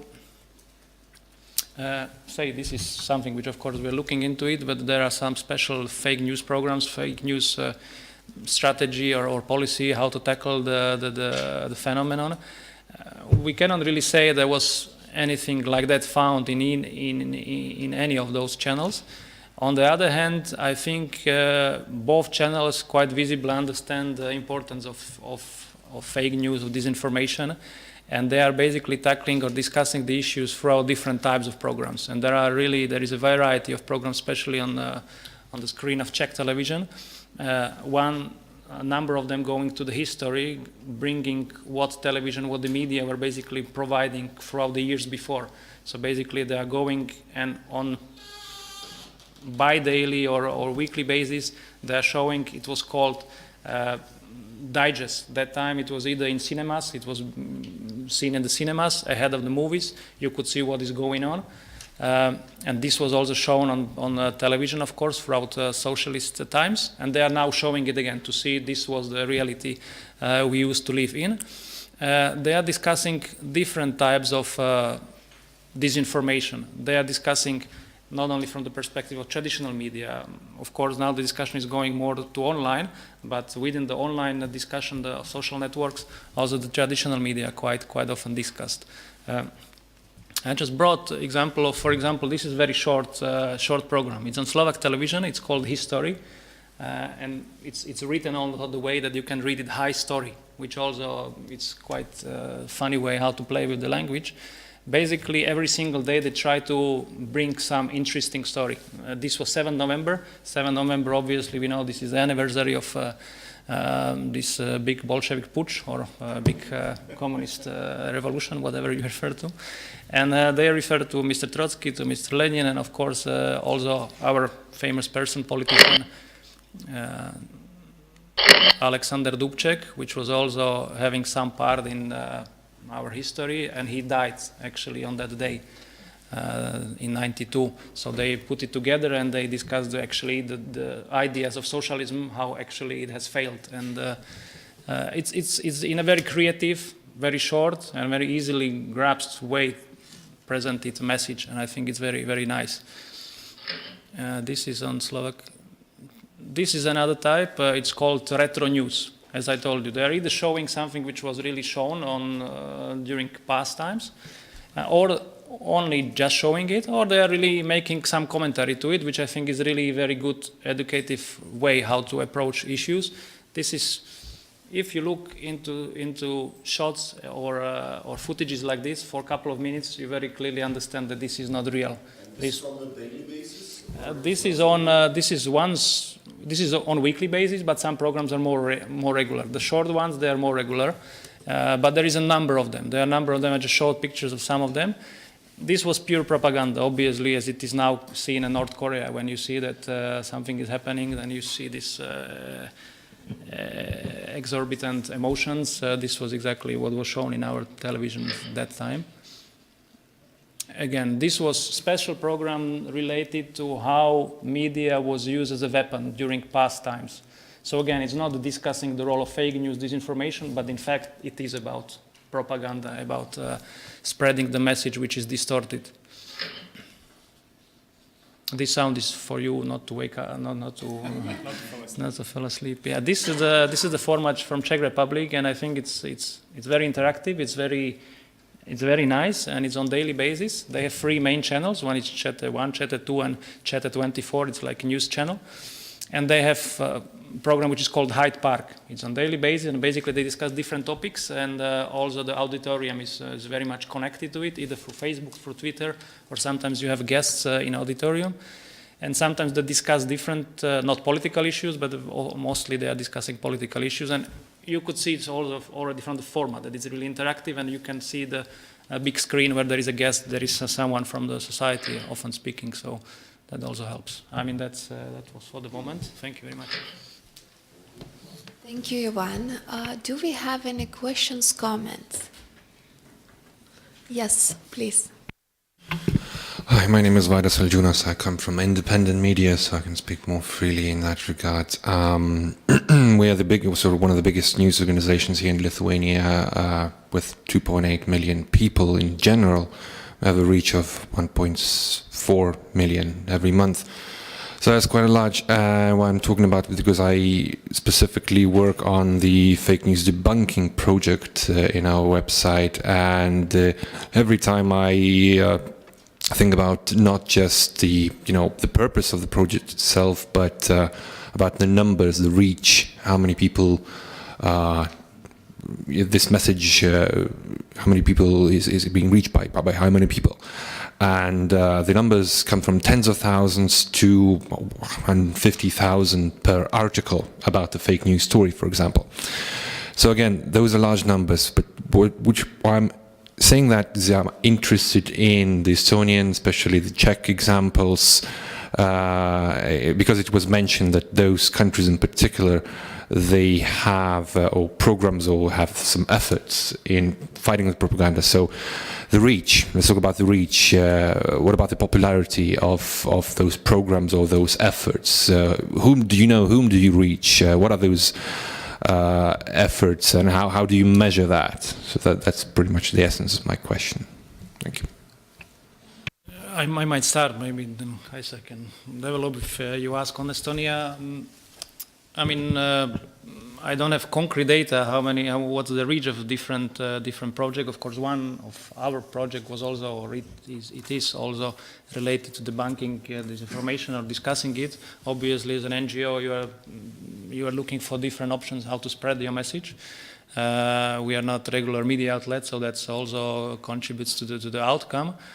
But I think some projects are more successful, some less. I don't want to give the data. What I wanted to mention as an answer is that sometimes this is used as an example or as an excuse for some project, even very successful, not following up or not being continuously developing, because simply there is not enough of a reach. But exactly this is, I think, not the argument for the public service media. For them, also part of the argument is that they should try to cultivate the public discussion, to bring topics which are not really maybe that popular. Fake news, I think it's visible in Slovakia, I think in Czech Republic as well, that the discussion has started 2 years ago, I would say, maybe 1 year ago more intensively. And you could see in different aspects. It's in television, online.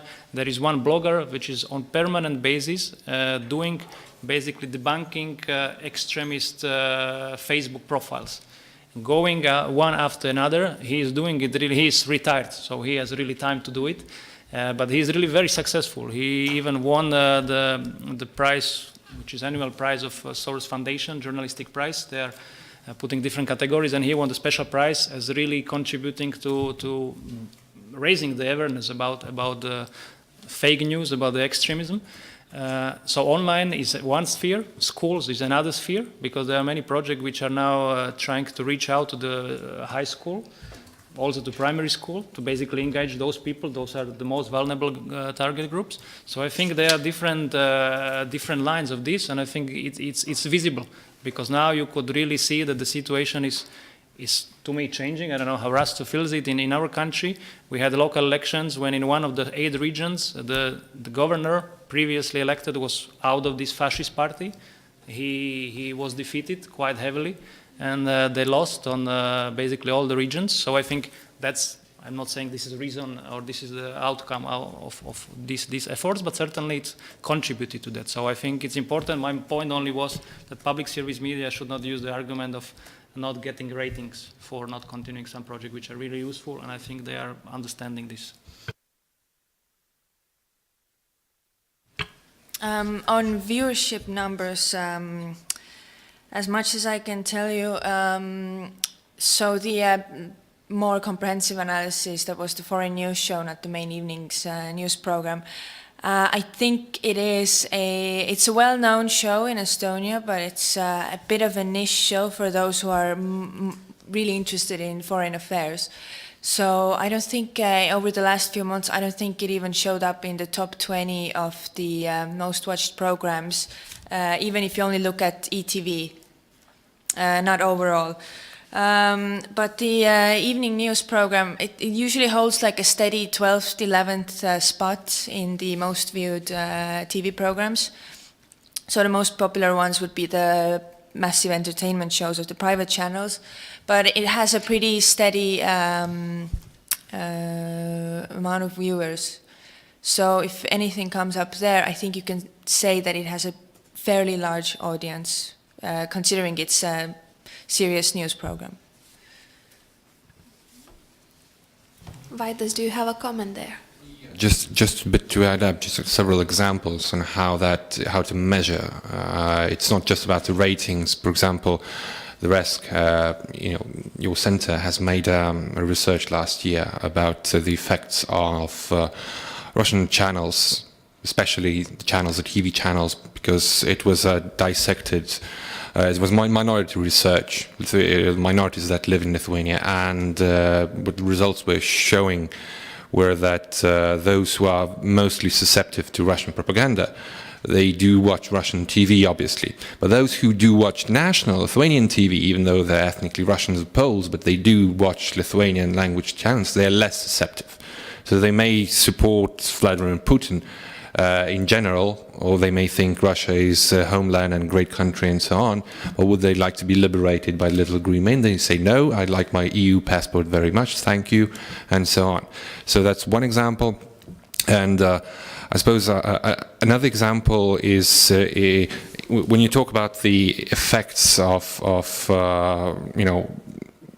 channels or media tools that being targeting to minorities, especially. Obviously, the role of entertainment is very huge, and for example, in Lithuania, you have this independent Freedom TV channel, which has a Russian version now. I don't know how much it is, important or funny for Russian speakers. They definitely try to mock and imitate the American TV shows or Russian TV shows. At least they're doing something like that. So the question is are there any efforts in your countries in that regard to push the new angles, the entertainment angles?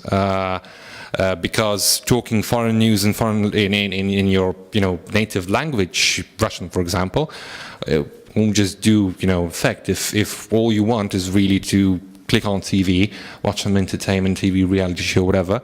Obviously, it's very hard to compete with the big channels coming from the big country, and nevertheless, you have efforts here being done like that. And the opposite example again, there's this a channel streamed from the United States, and I've been just a month ago in America, and the people were really surprised that the Current Time, the Nastassya Vremya channel in Lithuania, for example, is being watched by Lithuanians, not Russians, even though it's targeted in Russian language for the Russians specifically. And it's completely missing the point. And those guys in Washington were saying, wow, we didn't know that. Do they know that they also use journalists working for both platforms? The same journalist is working for Current Times and for Первый Балтийский канал. Then again, those are little peculiarities they may not be familiar with, or maybe they just don't go top the ladder to the people who make decisions with regards to funding. But then again, those are conceptual sort of decisions and sort of strategic approaches how to use your the messages you want to do or the aims that you want to achieve with spreading the information in your own narratives, rather than to have the adversary spreading their narratives via soft power means, even the theater or TV shows, reality shows, or it's some important hardcover information spread via the news shows. So why don't you use like a minute each quickly to reply to that, because we have lunch approaching and we can discuss these things like in more private manner, and then I'll give another 2 minutes to Rasto to wrap up the session. Right, so our Russian language channel does have like a full program, so it's like culture, entertainment, talk shows, an investigative kind of show on domestic and particularly regional affairs. So I think they're trying their best. However, they are currently like the second least watched Russian language channel in Estonia. And it's very, very hard to compete with the resources Первый Балтийский канal has, particularly in entertainment. I think they definitely have this, they follow your logic. They're not trying to tell people directly, this is disinformation, or you should, not follow this and that. They're just trying to create their own full-on good programming so that people would just want to watch it. But I think it will take years and a lot of resources to become a serious competitor to the Russian channels. Just from perspective of Slovakia, I think it's also relevant for Czech Republic. We don't really have that influence of Russian or neighboring country to Slovakia, to Czech Republic. Our neighboring country is Ukraine, and the language is different. So from our perspective, maybe Hungary is the only country which is really influencing Hungarian minority, because we have 10–11% of Hungarians living in Slovakia. However, I think that minority doesn't really feel isolated as some might, as the minority might feel in some other countries, because representation of that minority is regularly in several governments in a row part of the government. So basically, you really don't have that much of the portion of the minority not speaking the Slovak language, even for in limited manner. Still, they can follow the Slovak media. But to reply to a question, there is no real entertainment kind of a program which would really target those groups. It's not, probably also from the perspective that it's 10%, and not all of them are really only Hungarian speaking, but it's a good idea for the television always to consider. Yeah. I don't want to compete with your hungry stomachs, so certainly I will not take these 2 minutes that you generously gave me. But no, I think that this issue that Vaidas raised is a very important issue. I mean, because quite often we may end up being too much satisfied with the type of researches that we do, monitoring, debunking, verification, and we perhaps automatically assume that everyone is really interested in this. But I think there is a lot more research that is needed to actually see even psychology of people. I mean, to what extent once the fake news is out there, how many people will actually look at the verified piece, And so in that sense, from the perspective of public service media, it seems to me that storytelling is one relatively attractive way how you can actually send a message. It's probably not going to work with all audiences, and here I would say that, and that's something that I want to discuss in the second panel, is the technology disconnect by public service media, and I think this is a huge problem that. We are still talking of television, whereas on the other side, there are people who are so skillful in using the new technologies. And so how we can improve, let's say, our messaging, by using more of these, new technologies, I think is another big question, that is there for me. So basically, I think with this, let's enjoy the lunch, and let's put some of these questions for the next panel as well. Just very quickly, I don't think you saved the minute, but I'm going to use the minute you pretend to be saving. Just as Vaidas, it's a very good partner of our center, and we do join in developing different projects, how to reach out to audiences. First, what we did a year and a bit longer ago, basically, to analyze our population, like what Lithuanians are watching, and then, our ethnic minorities, so on. And then what we did, we cooperate with different media channels, with Ruské radio, with Polish Znadvili radio here, that they could actually, get some support and deliver materials, basically, to prepare some materials. And we also have a project with Delphi, with the Russian channel of Delphi. And what Rasta was saying, you need to know your auditorium. Okay, you can do a survey, but then you need to work with journalists, because they do know how to provide information that it would be consumed. But also what we learned, actually, this year we had 6 topics on which we wrote articles every month. So basically, during a year that those articles were prepared, we learned that our Russian-speaking society, basically, what they are interested in and how to reach them. So they are not that much interested into reading more analytical articles what propaganda is. They would be interested into it if you make interview with a renowned figure, I don't know, Garry Kasparov or something, because the figure attracts the attention. But if you have an analyst talking about it, just for people maybe it's too difficult to digest, because you go to read something that attracts you immediately and you don't want to focus too much on details. But what worked the best, one of ways to write about the culture and how Russian propaganda is using even culture inside Russia to send different messages, and you know that culture affects readers here in the Baltic states. And then also one of the things what very much proved right for us is having different interviews or telling stories of regular people, and you know the propaganda is affecting and saying that migration is going to be a huge catastrophe to the Baltic, so on. But then we tell stories of immigrants coming from Russia, from Belarus, from Ukraine, and through these stories they actually tell, you know, living in Lithuania is not as bad as Russian propaganda is telling to us. And another thing what we did, inviting a Russian journalist, pairing Russian journalist with Lithuanian photographer and letting them on a tour through the Baltic states. So actually telling or portraying the countries through the eyes of a Russian journalist. So basically how outsiders sees us and how to compare to events in Russia. So you know, what I'm trying to say is that we need to dig in deeper to know how to make our audience interested.